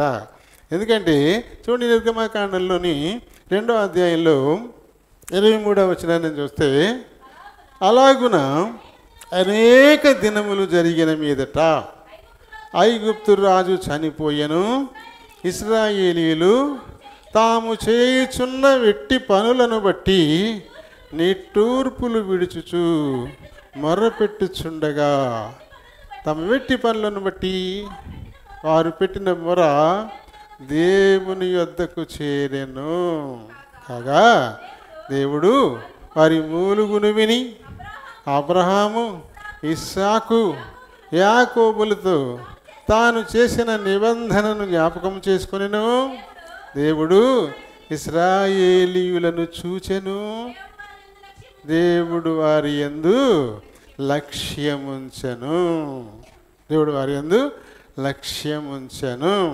ఇప్పుడు లక్ష్యముంచి వారిని విడిపించడానికి ఇప్పుడు దేవుడు విమోచకుడిని అక్కడికి పంపాల్సిన పరిస్థితి వచ్చింది. కాబట్టి ఆ విమోచకుడు ఎక్కడున్నాడు? ఐగుప్తులో ఉన్నాడు. ఐగుప్తు యువరాజుగా ఉన్నాడు. కాబట్టి ఇప్పుడు అతన్ని అంతఃపురం నుంచి తప్పించి తగిన శిక్షణ ఇచ్చి విమోచించడానికై పంపాల్సినటువంటి అవసరత ఉంది. దాని కొరకు ఈయన్ని ఇప్పుడు వెలుపలికి తీసుకొచ్చేటువంటి పని మొదలుపెట్టాడు దేవుడు. ఊరిన వచ్చేతడా అతనిలో ఉన్నటువంటి స్వజాతి అభిమానాన్ని, ప్రేమను అక్కడ అడ్డెట్టుకున్నాడు దేవుడు. అతనిలో తన స్వజనుల మీద అభిమానం ఉంది, తనకి ఎంతో ప్రేమ ఉందన్నమాట. కాబట్టి దాన్ని ఈయన అడ్డు పెట్టుకున్నాడు. చూడండి, 2వ అధ్యాయంలో 11వ వచనాన్ని చూద్దాం. ఆ దినములలో మోషే పెద్దవాడై తన జనుల యొద్దకు పోయి వారి భారములను చూచెను. అప్పుడు అతడు తన జనులలో ఒక హెబ్రీయుని ఒక ఐగుప్తియుడు కొట్టగా చూచెను. అతడు ఇటు అటు తిరిగి చూచి ఎవడునూ లేకపోగా ఆ ఐగుప్తిని చంపి ఇసుకలో వాణ్ణి కప్పెట్టేశాడు. ఇక్కడ దొరికాడు. దీన్ని సాకుగా దేవుడు తీసుకున్నాడు. ఇలా ఎందుకు చేశాడు ఈయన అంటే, తన స్వజనుల మీద ఉన్నటువంటి వల్లమాలిన ప్రేమ. అయితే ఇలాంటి ఒక పని చేస్తే తనకి ఏం సంభవిస్తుందో తెలీదా? ఇప్పుడు ఐగుప్తు యువరాజుకున్నాడు, ఇవాళ రేపు ఐగుప్తుకి రాజే పోతాడు. కానీ ఇలాంటి ఒక పని చేస్తే ఇవన్నీ పోతాయని తెలీదా? పోతాయి కదా, ఇవన్నీ పోతాయని తెలుసు ఆయనకి. తెలిసినా సరే ఈ యువరాజు పట్టమా, లేకపోతే ఈ రాజు పట్టమా, లేకపోతే ఈ అధికారమా, లేకపోతే ఈ ఐశ్వర్యమా, వీటన్నిటికంటే కూడా నా స్వజనులే నాకు ముఖ్యం. వారు అనుభవిస్తున్నటువంటి బాధలే నా లక్ష్యం. వారే ఇలాంటి ఒక పని చేస్తే, ఒక ఐగుప్తుని నేను బాధ పెడితే ఖచ్చితంగా నేను సింహాసనాన్ని కోల్పోతాను అని తెలిసి కూడా ఈ పనికి ఆయన ఒడిగట్టాడు. అది దేవుని ఏర్పాట్లు తను ఉన్నాడు కాబట్టి ఆయన సంకల్పం చొప్పున ఇది అలా జరుగుతూ వచ్చింది. చూడండి ఎలా ఉందంటే, ఆ తర్వాత ఇద్దరు హెబ్రీయులు దెబ్బలాడుకుంటున్నారంట. ఒకడు తిడుతున్నాడు. ఈయన వచ్చి, ఎందుకలా నీ స్వజనుడిని అలా తిడుతున్నావు అని అంటే, మా మీద నిన్ను ఎవడికి ఆపనెట్టాడు, అప్పుడిప్పుడు ఐగుప్తుని చంపేసి ఇసుకలే కప్పెట్టచ్చు కదా, అలాగే మమ్మల్ని కూడా చంపేద్దాం అనుకుంటున్నావా అన్నారు. ఓరు నాయనో, అది ఏదో రహస్యంగా అయిపోయింది, ఎవడో చూడలేదు అనుకున్నాను నేను. ఇది రహస్యం కాదు, లాభం లేదు, ఇక మనం ఇక్కడ ఉంటే చంపేస్తారు. ఇది దారి, దేవుడు ఏర్పాటు చేసిన దారి. మోషే ఐగుప్తును వేడడానికి దేవుడు ఏర్పాటు చేసిన దారి. ఎందుకంటే తన స్వజనుల మీద అతనికి ఉన్నటువంటి వ్యాజమైనటువంటి ప్రేమ, వాళ్ళు పొందుతున్నటువంటి ఆ బాధలు ఏమున్నాయో అవన్నీ చూసి అతనిలో కలిగినటువంటి సహానుభూతి, ఇవే ఇప్పుడు మోషే ఓ గొప్ప లీడర్ అవడానికి బాటలేసాయి. లేకపోతే ఇక్కడ అశాశ్వతమైనటువంటి ఓ సింహాసనం మీద ఉంటాడు అంతే, గొప్ప అద్భుత కార్యాలు ఏమీ చేయలేడు. ఇవాళ రేపు అతను వాటి గెలవచ్చు, గెలవకపోవచ్చు, స్వజనులే తన మీద తిరుగుబాటు చేయొచ్చు, ఇవన్నీ జరుగుతాయి, అశాశ్వతం. దాని నుంచి ఇప్పుడు ఒక పర్మనెంట్ లీడర్. బైబిల్లో అబ్రహాం గారి గురించి ఎంత గొప్పగా చెప్పుకుంటామో అంతకంటే ఎక్కువగా మోషే గురించి చెప్పుకుంటాం. అందుకని అబ్రహాం గారు తన స్వదేశాన్ని వదిలిపెట్టి బయటకు వచ్చేసాడు అంతవరకే. కానీ ఈయన దేవుడు ఏదైతే చెప్పాడో, కానాను ప్రాంతం అంతా నీ సంతానానికి ఇచ్చేస్తానని, ఆ ప్రాంతానికి వీళ్ళందరినీ నడిపించేటువంటి ఒక గొప్ప బాధ్యత, ఒక గ్రేట్ లీడర్షిప్ ఆయనకి ఇచ్చాడు. అది కావాలి అంటే ఇక్కడ ఉన్నాయి వదులుకోవాల్సిందే, తప్పదు. ఇప్పుడు దేవుని ప్రసన్నత, దేవుని చూసేటువంటి ఒక గొప్ప ఆధిక్యత కూడా ఇప్పుడే అతనికి దగ్గరకు వస్తుంది. ఐగుప్తులు ఉంటే దేవుని ప్రసన్నతను చూడలేడు, దేవుని స్వరాన్ని వినలేడు. కానీ ఇప్పుడు వింటాడు, అందుకు దారులు పాడుతూ ఉన్నాయి. దాంతో ఏం చేశాడు ఈయన, అమ్మో నేను రహస్యంగా లేను, ఇవాళ రేపు నన్ను ఫరో చంపేస్తాడు అని చెప్పేసి బయలుదేరి మిద్యాను వైపుకి వెళ్ళిపోయాడు. రాచనగర్ను వదిలేశాడు, యువరాజు పదవిని వదిలేశాడు, ఇక్కడ అధికార దర్పాన్ని వదిలేశాడు, ఇక్కడ ఐశ్వర్యాన్ని వదిలేశాడు. ఇవన్నీ వదిలేసుకుని ఒక కర్ర చేత పుచ్చుకొని ఒక నీటి తిత్తి పుచ్చుకొని మిద్యాను వైపుకు నడక 360 మైళ్ళు అంట. 360 మైళ్ళు ఐగుప్తు నుంచి ఆ మిద్యాను అరణ్యానికి వెళ్ళాలంటే 360 మైళ్ళు నడవాలి.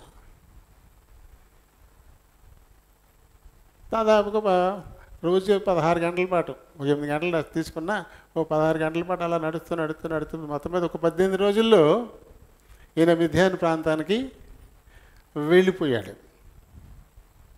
అయితే ఆ ఎడారి ప్రాంతంలో నీళ్ళు లేకుండా అన్ని రోజులు బతకడం ఎంత కష్టం. పట్టుకుని నీళ్ళు ఒకరోజు ఉంటాయి, 2 రోజులు ఉంటాయి. అయితే అది దేవుని నడిపింపు కాబట్టి, అది దేవుని చిత్తం కాబట్టి, అలా నిర్జల ప్రదేశాల్లో, ఎడారి ప్రాంతాల్లో, అనేక మంది దొంగలు దాడులు చేసేటువంటి ఆ ప్రాంతాల్లో, క్రూర మృగాలు దాడి చేసేటువంటి ప్రాంతాల్లో సైతం దేవుడు ఆయన ముందుండి మిద్యానుకు నడిపించుకుని తీసుకొచ్చేసాడు. ఇప్పుడు ఇక్కడ 40 ఏళ్ళు ఉండాలా. ఐగుప్తు నుంచి వచ్చేసరికి ఇప్పుడు 40 సంవత్సరాల కాలం ఇప్పుడు ఇక్కడ ఉండాలి. ఇక్కడ అబ్రహాము సంతతికి చెందినటువంటి వాడే. అబ్రహాం గారు శారమ్మ గారు చనిపోయాక మళ్ళీ పెళ్లి చేసుకున్నాడు కదా. 25వ అధ్యాయంలో, ఆదికాండం 25వ అధ్యాయంలో వస్తుంది. మళ్ళీ పెళ్లి చేసుకున్నాడు ఆయన. చేసుకున్నప్పుడు ఆయనకి పిల్లలు ఉడతారు. వాళ్ళల్లో ఒకడు ఇతను స్వజనుల దగ్గరికి వెళ్తాడు ఈయన. మిద్యాను చూడండి, కెతూరా. ఆమె అతనికి జిమ్రాను, యుక్షాను, మెదాను, మిద్యాను, ఇష్పాకు, షూవహు అని వారిని కానేను. మిద్యాను. ఇప్పుడు మళ్ళీ ఎక్కడికి వెళ్తున్నాడు? తన పితరుల దగ్గరికి వెళ్తున్నాడు మళ్ళీ. అబ్రహాము సంతతి దగ్గరికే. ఇక్కడి నుంచి సంక్రమేం కాలే. అబ్రహాము కుమారునికి చెందినటువంటి జనాంగం దగ్గరికే అక్కడికి వెళ్ళాడు. అక్కడ ఇత్రో మిద్యాను యాజకుడు, అతని రఘుయలని పేరు కూడా ఉంది. ఇత్రో అని రఘుయలని పేరు కూడా ఉంది. దేవుడు తిన్నగా అక్కడికి తీసుకెళ్ళాడు. ఒక కామన్ పాయింట్ ఒకటి మనకు కనపడుతుంది. ఊరు చివర బావి, గొర్రెలు, నీళ్ళు. యాకోబు పరిస్థితి అదే, ఈ మోసే పరిస్థితి కూడా అదే. ఈ ఇతరుకి 7 కూతుర్లు ఉంటారు. వాళ్ళ పని ఏంటి? గొర్రెలు గాయడమే. మన ఆడవాళ్ళు పొలంలోకి వెళ్తే మనం పాపం చేసినట్లు లెక్క. ఉన్నా లేకపోయినా ఇంట్లో పడి అలాగే కూర్చోవాలి తప్ప ఏం పని చేయకూడదు మనం కదా. బ్రతకడానికి దేవుడు ఇచ్చిన ఏ పనైనా చేయడానికి ధైర్యంగా ముందుకెళ్ళాలి.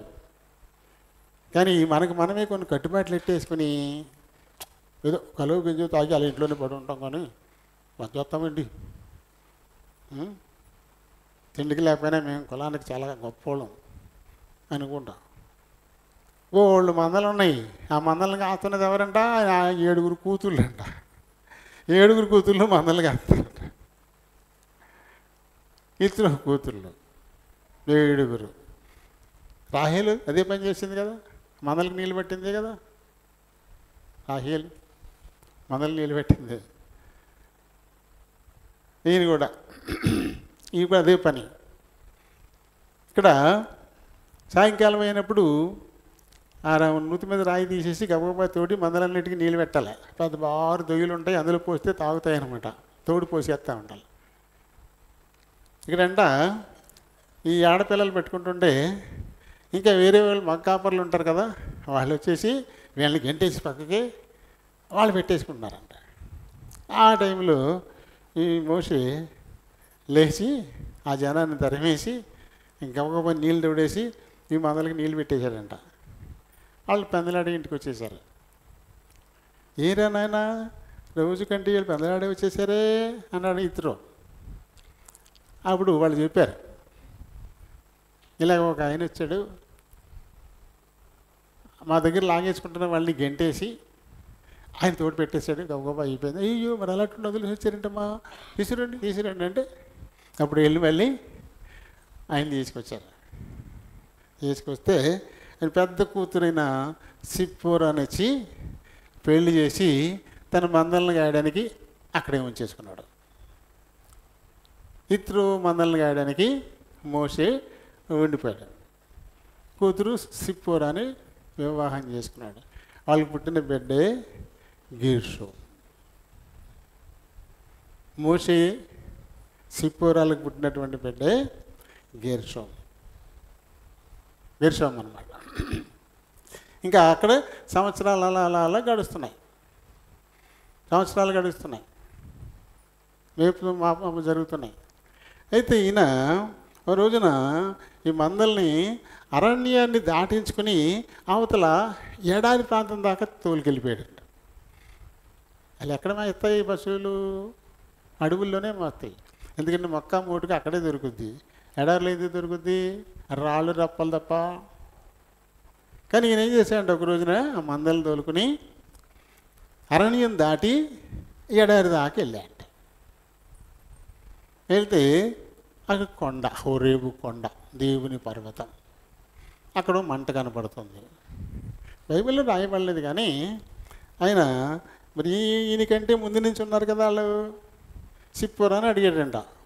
ఏంటది ఆ మంట ఏంటి అని అడిగితే, ఏమో ఆ చిన్నప్పటి నుంచి చూస్తున్నాను, అది అలా మండుతూనే ఉంటుంది, ఆ మంట ఆరిపోదు, అక్కడేమీ కాలిపోదు, నేను ఇప్పుడు నా చిన్నప్పటి నుంచి చూస్తున్నానని చెప్పింది ఆమె. మరి ఎవరు అక్కడికి సమీపించలేదా అంటే, అమ్మో భయం, ఎవరు వెళ్ళా, భయం, ఎవరు అక్కడికి వెళ్ళా. అప్పుడు నేను వెళ్ళి చూసి వస్తాను అని బయలుదేరాడు. ఈయన రాక కోసమే వందల సంవత్సరాలుగా అక్కడ దేవుడు కనిపెడుతూనే ఉన్నాడు. అబ్రాహాముకి ఇచ్చిన మాట చొప్పున విమోచకుడిని ఐగుప్తుకు పంపించి తన జనులను విడిపించడం కోసం, ఆ నాయకుడి కోసం దేవుడు అక్కడ వందల సంవత్సరాలుగా ఆ హోరేబు కొండ మీద కనిపెడుతూనే ఉన్నాడు. ఇంతవరకు ఒక్కడు కూడా వెళ్ళాలి చూడడానికి అక్కడికి. ఈయన బయలుదేరాడు, మోషే బయలుదేరాడు. ఆ మండుతున్నది ఏంటో చూద్దామని చెప్పేసి ఈయన అక్కడికి బయలుదేరాడు. సమీపించాడు. దగ్గరికి వెళ్ళేసరికల్లా వెంటనే అక్కడ ఆగు, నీ చెప్పులు తీసేయి, ఇది పరిశుద్ధ స్థలం అని చెప్పేసి దేవుడు ఆయన్ని ఆపాడు. ఇక్కడ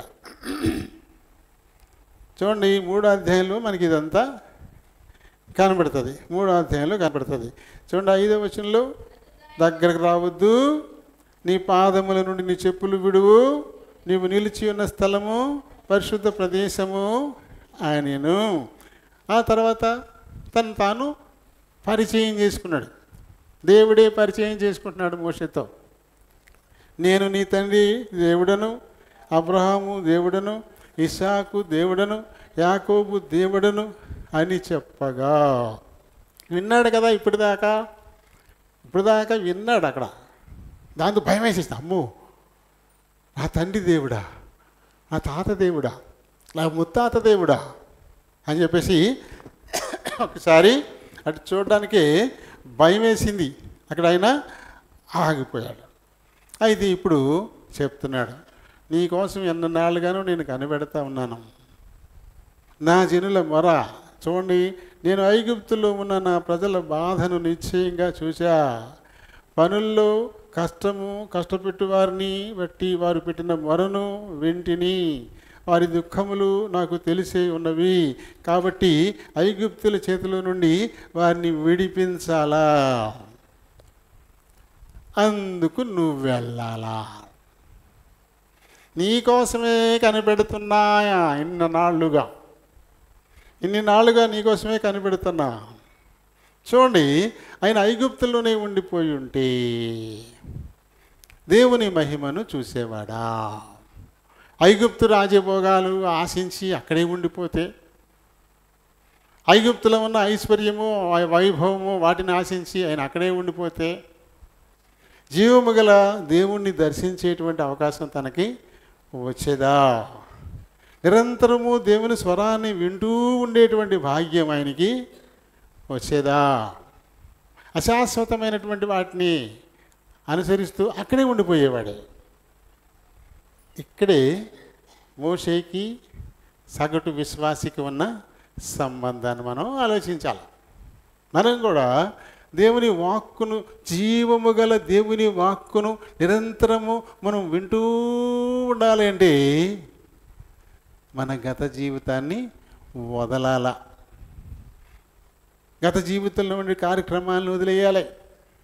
వాటికి మనం దూరస్తులం కావాలి, వాటిని తక్కువ చేయాలి. తక్కువ చేయనప్పుడు మనకు నిత్య జీవాన్ని ఇచ్చేటువంటి ఆయన వాక్కులు వినే అవకాశం మనకి దొరుకుతుందా? దొరకదు. నేనే మార్గమును అని ఒక మార్గాన్ని చూపించాడు దేవుడు. ఆ మార్గం మనకి తెలుస్తుందా? తెలీదు. దారి తెన్ను లేక దేశమంతా తిరుగుతూనే ఉంటాం. ఏమి ఎక్కడికి వెళ్తే మనకు స్వర్గం వస్తుందో తెలియదు. కృష్ణాలో ములిగితే స్వర్గం వస్తుందంట. వెళ్ళేసాం, ములిగేసాం. అప్పో కృష్ణ ఏంటి, గోదావరి ఇంకెంత మంచిదో కొంటున్నావు, అక్కడ ములిగితే అలాగా.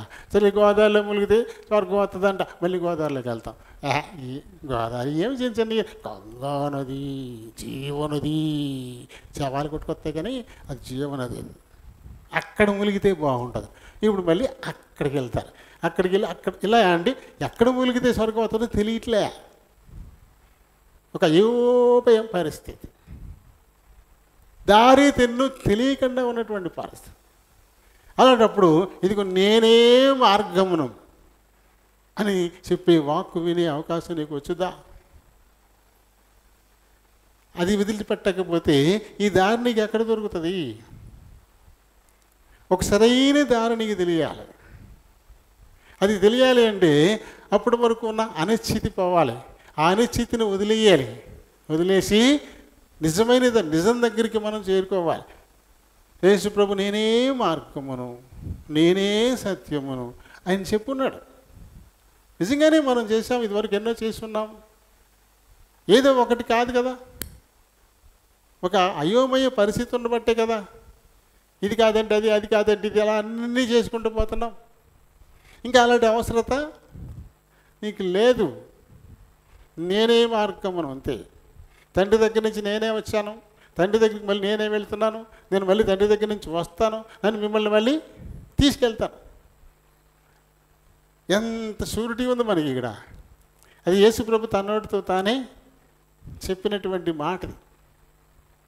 కాబట్టి నిజంగా నిజమైనటువంటి దాన్ని మనం చూడాలి అంటే, నిజమైన దాన్ని సొంతం చేసుకోవాలంటే, నిజమైన దాన్ని మనం అనుభవించాలి అంటే ఖచ్చితంగా అసత్యాన్ని వదిలేయాల్సిందే.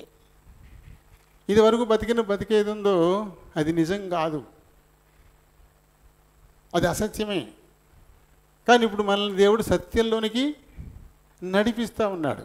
కాబట్టి విని ఒప్పుకొని నువ్వు సత్యం వైపుకు వచ్చుండకపోతే సత్యంకి నీకు తెలియకుండా అయిపోతుంది. అయితే ఈ సత్యాన్ని తెలుసుకునేటువంటి క్రమంలో అది మనకు కొంచెం కష్టంగా అనిపిస్తుంది. ఎందుకంటే అంతకు ముందున్న స్వేచ్ఛ ఇప్పుడు ఉండదు. అంతకు ముందున్న విచలితనం ఇక్కడ ఉండదు. అంతకు ముందున్న లగ్జరియస్ లైఫ్ ఇప్పుడు ఉండదు. నీ ఇష్టానికి చేసావు ఇది వరకు, కానీ ఇప్పుడు నీ ఇష్టాన్ని చేయడానికి ఉండదు. నియంత్రించుకోవాలి, ఇప్పుడు తప్పదు. నియంత్రించుకోవాలని ప్రతిదాన్ని నియంత్రించుకోవాల్సిందే. ప్రతీది నియంత్రించుకోవాలి. ప్రతిదాని కొరకు సహాయం చేసే దేవుడి దగ్గరికి మనం రావాల్సిందే. ప్రతి విషయం ఆయన దగ్గరికి వచ్చి చెప్పుకోవాల్సిందే. ఆయన చెప్పినట్టు నడుచుకోవాల్సిందే. అలా కానప్పుడు శాశ్వత జీవంలోనికి మనం రాలేని పరిస్థితి. ఇప్పుడు చూడండి, మరి నిజంగా ఐగుప్తు యువరాజే ఎంత భోగం, బ్రహ్మాండమైన డ్రెస్సు, తల మీద ఒక కిరీటం, చేతిలో ఒక రాజదండం, ఒక శరణాకోల. ఆయన వెళ్తుంటే అందరూ ఇంకొక దండాలు పెట్టేవాళ్ళు, పొగిడేవాళ్ళు. యువరాజు మోసే జయ హో వెనకాల ఓ జయ జయధ్వానాలు చేస్తారని వెళ్తుండే ఇవన్నీ ఉండేవి. కానీ ఇప్పుడు ఎక్కడున్నాడు? ఈ ఎడారిలోకి వచ్చాడు. రేపు కొండ దగ్గరికి వచ్చాడు. అన్ని బండలే, కాలు జారితే కిందకి వెళ్ళిపోతాం ఎక్కడికో, నిలకడలేని దారి, అటువంటి దారిలోకి వచ్చాడు. కానీ ఇప్పుడు విశ్వాధిపతి అయినటువంటి దేవుని స్వరాన్ని వింటున్నాడు. ఐగుప్తులో ఉంటే వింటాడా? ఐగుప్తులో ఉంటే ఆ ప్రకాశాన్ని చూస్తాడా? మనం ఏం చేయాలో తెలియక అటు ఇటు తిరుగాడుతూ ఉంటాం. కానీ ఇప్పుడు తనకు ఒక లక్ష్యం వస్తుంది. తను ఏం చెయ్యాలో ఇప్పుడు అది తెలియపరచబడుతుంది. అది యావత్ ప్రపంచ చరిత్రలో ఒక మైలురాయిలా ఉండిపోయేటువంటి చరిత్ర. అంత గొప్ప భాగ్యం దేవుడు మోసేకి దాచిపెట్టాడు. కాబట్టి దాన్ని అందుకోవడం కోసం అల్పకాల సుఖభోగాలనిచ్చేటువంటి ఐగుప్తు, సింహాసనం, రాచరికం, ఐశ్వర్యం, వీటన్నిటినీ క్విట్ అన్నాడు. అంతే, వదిలేశాడు. వాటన్నిటిని వదిలేశాడు. ఎన్ని కనపడతాయి ఇక్కడ, పట్టుకెళ్ళి నీళ్ళు అయిపోతాయి. గొంతుకు బెంగుడు పడదో, గుటక పడదో, ఎండ, దుమ్ము, దాచుకోవడం ఎంత కష్టం. ఆ దుమ్మే ముఖం మీద పడదు, ఎండే అసలు తగలదు, దాహం అంటే ఏంటో తెలియదు. అటువంటి చోట ఉండేటువంటి వాడు ఇప్పుడు ఎక్కడికి వచ్చేసాడు? నిజంగా మంచి శిక్షణా కాలం అది. అతనికి మంచి శిక్షణా కాలం అది. ఇంక అవదులేండి, ఈ 40 ఏళ్ళు అవ్వవు. 11 అయింది కదా, ఆప్ చేద్దాం. వచ్చే ఆదివారం దీన్ని మళ్ళీ మనం కంటిన్యూ చేద్దాం. టోటల్గా దేవుడు మనకిస్తున్న తలంపు ఏమిటంటే, మన పట్ల దేవుని ఉద్దేశాలేవో అవి నెరవేర్చడానికి వీలుగా దేవుని చేతిలోనికి రావడానికి మనం ఎప్పుడూ సిద్ధపడాలి. అలా రావాలి అంటే ఒక్కొక్కసారి మనకున్నటువంటి ఐశ్వర్యాన్ని వదులుకోవాల్సి వస్తుంది, మనకున్నటువంటి పేరు ప్రఖ్యాతులను వదులుకోవాల్సి వస్తుంది, మనకు వచ్చేటువంటి గౌరవ మర్యాదల్ని వదులుకోవాల్సి వస్తుంది, మన జనాంగాన్ని వదులుకోవాల్సి వస్తుంది. అందుకు ప్రతిగా ఒంటరితనాన్ని అనుభవించాల్సి వస్తుంది, కష్టాలు పడాల్సి వస్తుంది. కానీ అంతిమంగా మాత్రం ఒక గొప్ప బహుమానం దేవుడు మన కోసం ఇస్తాడు. కాబట్టి ఆ బహుమానాన్ని ఆశించి ప్రతి విషయంలోనూ మనల్ని మనం నియంత్రించుకుంటూ దేవుని చిత్తాన్ని ఎరిగి నడిచే వారంగా ఉండాలి. అంతే విశ్వాసికి ఇది ప్రథమ కర్తవ్యం. అది లేకపోతే వాళ్ళు విశ్వాసులు కాలేరు, విశ్వాసిగా ఉండలేరు. విశ్వాసిగా నువ్వు మనాలంటే ఇవన్నీ తప్పదు. ఎందుకంటే విశ్వాసి లోకం వేరు. విశ్వాసిని దేవుడు ఈ లోకము నుంచి వేరు చేసేస్తున్నాడు, ఈ లోక మర్యాద నుంచి వేరు చేసేస్తున్నాడు.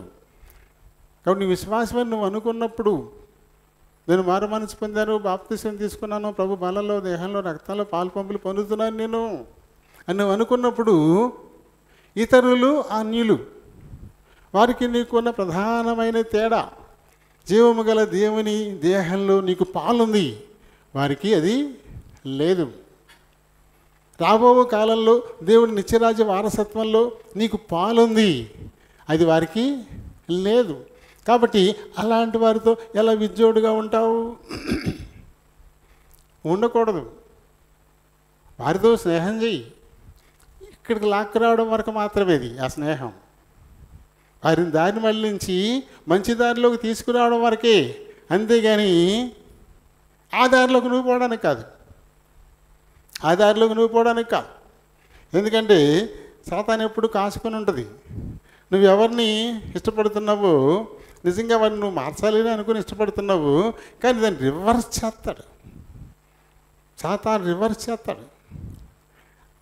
తనకు నీకు మాట మంచి బాగా పెరిగింది. పెరిగేటప్పటికి ఏమవుతుంది? నువ్వు విశ్వాసి, తన అవిశ్వాసి అనే సంగతి మర్చిపోతావు, మంచి బెస్ట్ ఫ్రెండ్స్ అయిపోతారు అంతే. అప్పుడు ఏమంటుంది? ఇవాళ ఆదివారం ఇవాళ మంచి కార్యక్రమం అందిరా అంటది. అప్పుడు నేను చర్చకెళ్ళమ్మా, వాళ్ళు కానీ నీకంటే ముందు నుంచి వెళ్తున్నారు, వాళ్ళు వెళ్ళట్లేదండి. సాతాన్ని ఇలాంటి పట్టుకొచ్చేది అంతే. నీ ఫ్రెండ్ కదా, నువ్వేనేంటి నీకంటే ఇప్పటి నుంచో వెళ్తున్నారు చూడు, అదిగో వాళ్ళు చూడు వెళ్తున్నారు, ఈ ఒకసారిగా రేపు వెళ్ళట్లేదులే రా అని చెప్తుంది. అప్పుడు నిలబడాలి నువ్వు. అప్పుడే మొత్తం స్నేహం గేహం తీసి పక్కనట్టలా. నిన్నేదో మార్చి నా దగ్గర తీసుకెళ్దామని చెప్తున్నా, నన్నే పాడు చేయాలనుకుంటున్నావా? మా తల్లి నమస్కారం, నువ్వు ఎలా ఉంటే నువ్వు నాశనం అయిపోతావు. నేను వాళ్ళని వీళ్ళని చూడను, వాళ్ళని చూసి నేను దేవుడి దగ్గరికి రాలేదు, నా కోసం నేను దేవుడి దగ్గరికి వచ్చాను. దేవుడు నాకు ఇచ్చిన మాట ఏదో అదే నాకు ముఖ్యం. విశ్రాంతి దినం అతి పరిశుద్ధంగా నేను అనుసరించాలా, కాబట్టి నేను ఈ లోక సంబంధమైన ఏ కార్యక్రమంలోనూ పాలు పొందను. వాళ్ళు వెళ్తే నేను వెళ్ళాలా? వాళ్ళు చేస్తే తప్పు రైట్ అయిపోద్దా? వాళ్ళు తప్పు చేస్తున్నారు, నేను అలాంటి తప్పు ఎందుకు చేస్తాను? నేను చేయను, చాలు, నేను మందిరానికి వెళ్ళిపోతున్నాను. నువ్వు రాగలగాల, ఇది కావాలి. కానీ ఈ స్నేహం, ఈ లోక మర్యాదలు మనల్ని ఎక్కువగా అటువైపు లాక్కుపోవడానికి చూస్తాయి. కాబట్టి ఆ మధ్యన ఒక థిన్ లైన్ ఉంది, చాలా సున్నితమైన లైన్ ఉంటుంది వారికి మనకి మధ్యన. దాన్ని భద్రంగా కాపాడుకోవాలా. ఎంతసేపు దాన్ని దాటిపోకూడదు. దాని యువతలే నువ్వు ఉండు, నువ్వు కాపాడుకుంటూ అవతల వారిని యువతలు తీసుకొచ్చే ప్రయత్నం చేయాలి తప్ప నువ్వు అవతలకి ఎంతే ప్రయత్నం చేయకూడదు. అటువంటి ఆలోచన మోసే చేయలే. ఈ జనం కోసం నేను ఇలా చేస్తే రాజ్యాన్ని కోల్పోతాను, నేను కిరీటాన్ని కోల్పోతాను, నేను ఇకపై ఎన్నో నేను పుట్టకముందు నుంచే ఈ యాతనలు వెళ్ళి పడతానే ఉన్నారు, వాళ్ళకి అది మామూలే, వాళ్ళతో నాకెందుకు అనుకున్నాడు ఆయన. అలా అనుకోలే. అది విశ్వాస లక్షణం. మన ప్రత్యేకతను మనం కాపాడుకోవాలి. దేవుని ప్రజలు, నా ప్రజలు, ఈ ఐగుప్తీయులు వాళ్ళని బాధ పెడతా ఉన్నారు. ఆ దేవుని స్వకీయ సంపాద్యం నా ప్రజలు, అదే మోసే లక్ష్యం అంతే. కాబట్టి వారితో ఉండడమే ఇష్టం అనుకున్నాడు. అవి కష్టాలైనా కావచ్చు, నష్టాలైనా కావచ్చు, ప్రాణభయం వచ్చినా కావచ్చు, వారితోటే. అందుకనే ఆయన వెళ్ళిపోయాడు. అలాగే విశ్వాసి కూడా అలాగే ఉండాలి. నీ స్వజనులను విడిచిపెట్టడానికి ఇష్టపడాలి, ఈ లోక మర్యాదను విడిచిపెట్టడానికి ఇష్టపడాలి, ఇంతకుముందు నువ్వు అనుభవించినటువంటి ఆ జీవితాన్ని విడిచిపెట్టడానికి ఇష్టపడాలి. అంతకుముందు ఏదో గౌరవం లోక సంబంధంగా నీకు వచ్చి ఉండొచ్చు, దాన్ని విడిచిపెట్టడానికి ఇష్టపడాలి. అంతకుముందు నీకు సన్మానాలు చేసి ఉండొచ్చు, ఇప్పుడు చేయరేమో, అయినా సరే దాన్ని విడిచిపెట్టడానికి కూడా నువ్వు ఇష్టపడాలి.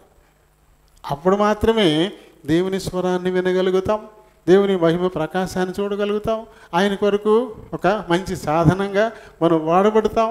దేవుడు మనల్ని ఎక్కడో తీసుకెళ్ళిపోయిన ఉన్నత స్థలాల మీద ఎక్కించి వాడుకుంటాడు.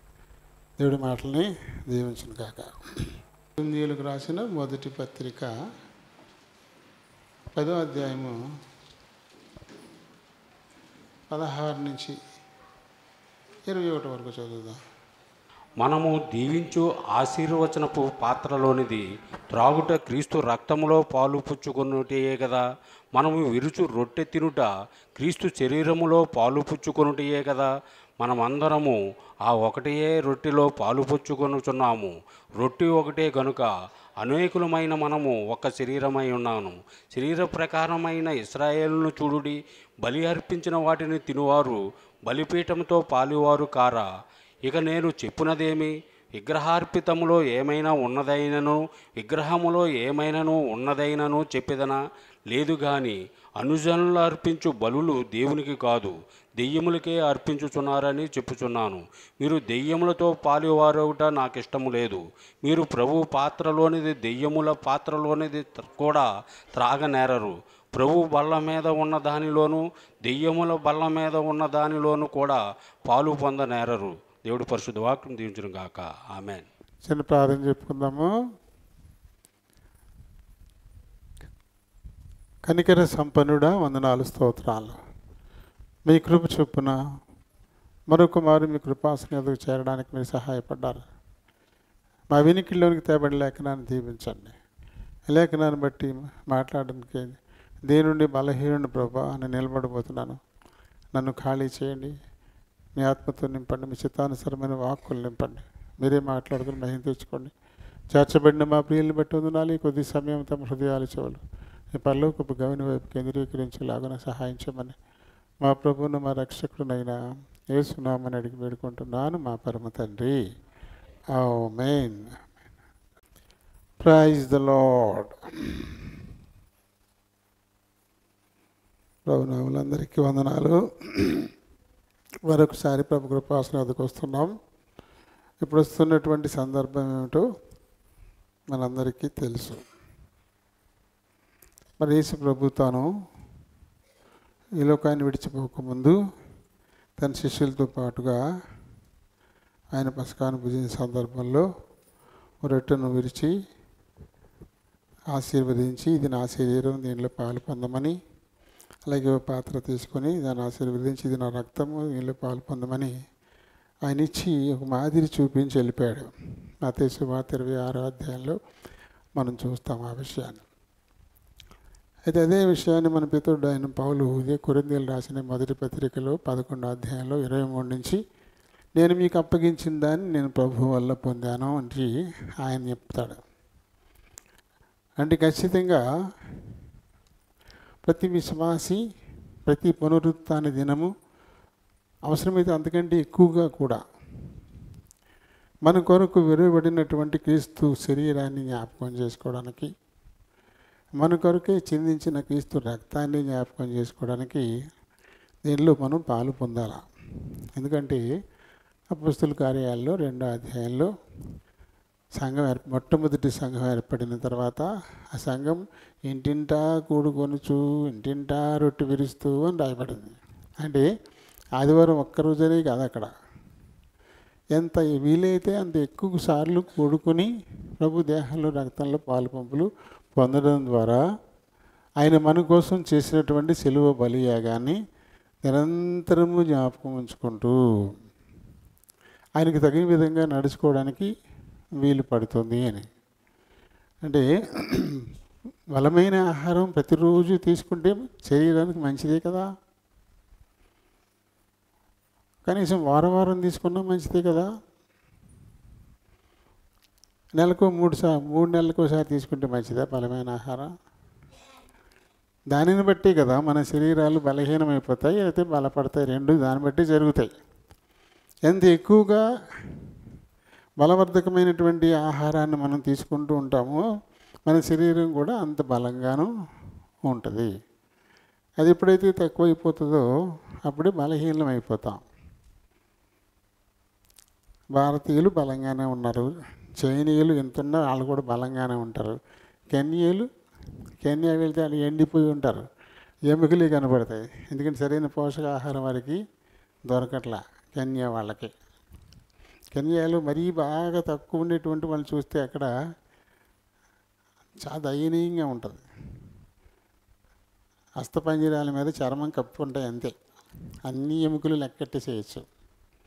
వాళ్ళ కళ్ళు పళ్ళే కనపడతాయి, నల్లగా ఉంటారు. ఎందుకంటే పోషకాహారం లేదు వాళ్ళకి, కరువు, బాగా కరువు.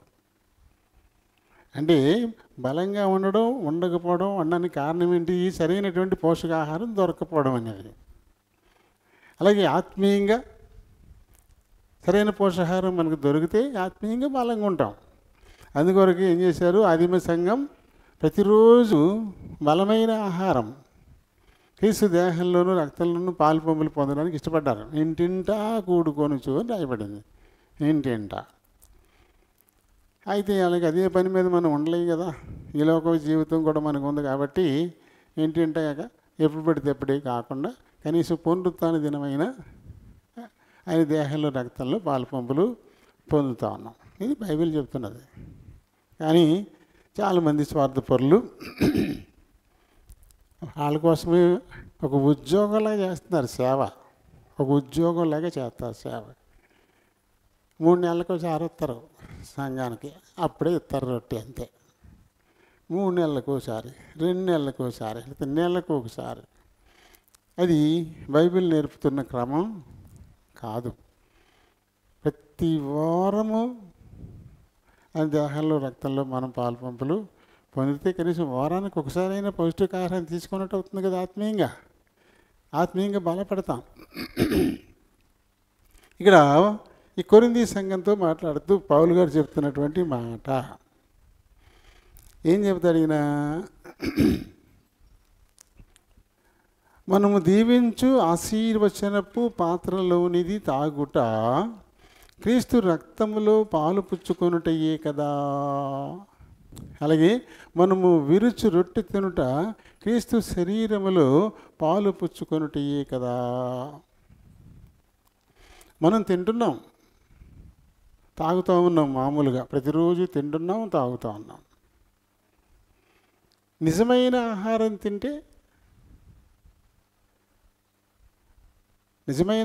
తింటే కడుపు నిండుద్ది, తృప్తి కలుగుతుంది, బలం వస్తుంది. నిజమైన పానీయం తాగితేనే దాహార్తి తీరుతుంది, ఒంట్లో నీరు శాతం ఉంటుంది, వెళ్ళిపోం. కానీ నిజం కానిది తింటే ఏం వెళ్తుంది ఒంటికి? యేసుప్రభు ఏమన్నాడు? నా దేహము నిజమైన ఆహారమును, నా రక్తము నిజమైన పానీయమునై ఉన్నది అని చెప్పాడు. కాబట్టి నా దేహానికి సాదృశ్యమైన రొట్టె, నా రక్తానికి సాదృశ్యమైన రసము అని యేసుప్రభు మనకి ఇచ్చాడు. కాబట్టి దానిలో మనం పాలు పొందడాన్ని బట్టి నిజమైన ఆహారాన్ని తింటున్న వారం అవుతాం, నిజమైన పానీయాన్ని తీసుకుంటున్న వాళ్ళం అవుతాం. ఎప్పుడైతే నిజమైన ఆహారం తిన్నప్పుడు కడుపు నిండుద్దో, నీరసం పోయి శక్తి వస్తుందో, అలాగే ఆత్మీయంగా నిజమైనటువంటి క్రీస్తు దేహానికి సాదృశ్యంగా ఉన్న రొట్టెలు పాలు పొందడాన్ని బట్టి ఆత్మీయంగా మనం బలవంతులమవుతాము. అందుకని ఖచ్చితంగా దీన్ని మనం క్రమంగా పాలు పొందుతూనే ఉండాలి అని చెప్పేసి. అయితే ఈ పాలు పొందేటప్పుడు కింద కొన్ని ఇంకా విషయాలు చెప్పాడు. విగ్రహార్పితములో ఏమైనా ఉన్నదని అయినను, విగ్రహములలో ఏమైనా ఉన్నదని అయినను చెప్పేదనా లేదు, కానీ అన్యజనులు అర్పించు బలులు దెయ్యాలకి ఇస్తున్నారు అంటాడు ఆయన.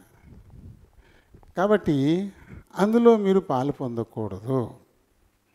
జీవము గల దేవుని దేహంలో పాలు పొందుతున్న మీరు దెయ్యాలు కర్పించే వాటిలో కూడా పాలు పొందితే ఎలాగా అంటే, ఒకటి ఆత్మీయమైనది, రెండవది లోక సంబంధమైనది.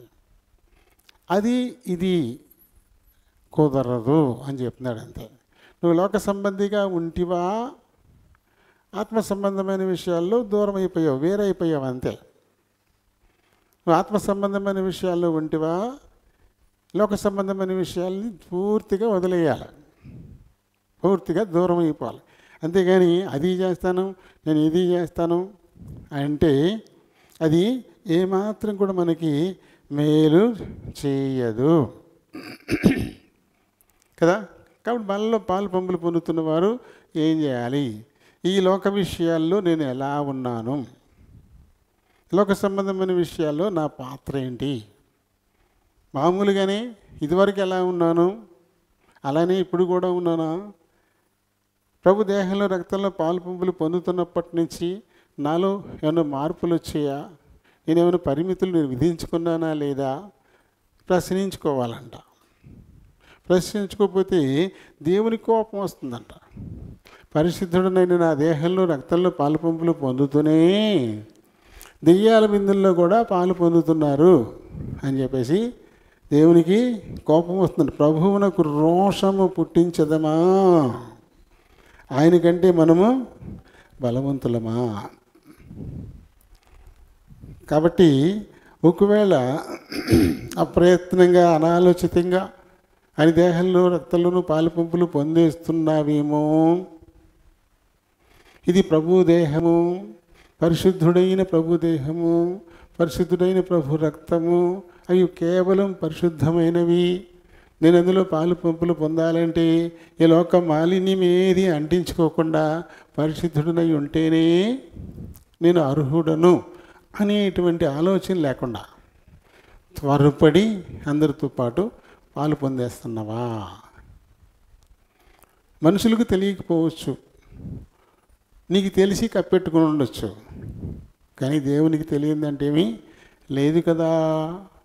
అప్పుడు ఆయనకి నీ రోషం వచ్చుద్దేమో, నువ్వు అయోగ్యంగా పాలు పొందుతున్నాను బట్టి ఆయన కోపం వచ్చుద్దేమో. అందుకని వాళ్ళలో పాలు పంపులు పొందేవాళ్ళు చాలా జాగ్రత్తగా తమను తాము పరీక్షించుకోవాలా. ఈ లోకంలో ఏమైనా నేను పాలు పొందానా? ఎందుకంటే ఈ లోకం నుంచి దేవుడు మనల్ని ప్రత్యేకించుకున్నాడు. విశ్వాసులైన వారు లోక సంబంధులు కాదు. ఈ లోక మర్యాదతో వారికి అసలు సంబంధమే లేదు. మనది వేరే లోకం, మన మర్యాద వేరు. అది దేవుని చిత్తానుసారమైన లోకం, అది దేవుని చిత్తానుసారమైనటువంటి కదా ఒక పద్ధతి. దానికి మనం అనుగుణంగా నడుచుకోకపోతే చాలా ఇబ్బందుల్లో పడిపోతాం. ఏముంది, వేసుకోకుండా మందు వేసుకుంటేనే రియాక్షన్లు వచ్చేస్తున్నాయి. ఇప్పుడు నాకు చూడండి, ఏదో మంది ఇచ్చేసాడండి ఆయన, అది వేసుకోకూడదు. ఈ 5 నెలల నుంచి పడతాను, 24వ తారీఖు నుంచి రకరకాల రూపాలు చూపిస్తాను. నేను మీకు చాలా సైలెంట్గా కనబడుతున్నాను, కానీ దురద వచ్చేస్తుంది అంతా. కొత్తగా వచ్చేసినాయి, ఇక్కడ లోన్ వచ్చేసి దురద వచ్చేస్తుంది. అయినా అలా దాచిపెట్టుకుంటున్నాను, పైకి కనపడినట్లా. ఏంటి ఒక మందు తేడా,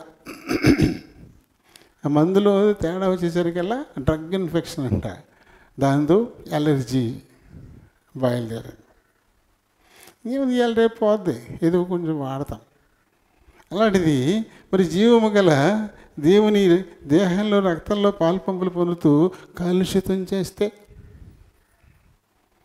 అది ఎంత పెద్ద ఇన్ఫెక్షనో, చాలా డేంజర్ అయిపోద్ది మన ఆత్మీయ జీవితానికి. అది చాలా నష్టపోయే పరిస్థితులు వచ్చేస్తాయి. కాబట్టి చెక్ చేసుకోవాలా, మనల్ని మనమే పరీక్షించుకోవాలా కదా. ఇది 1 కొరింథీయులు 11వ అధ్యాయంలో మీరు చాలా స్పష్టంగా పాల్ గారు చెప్పారు కదా. చూడండి 28వ వచనం నుంచి,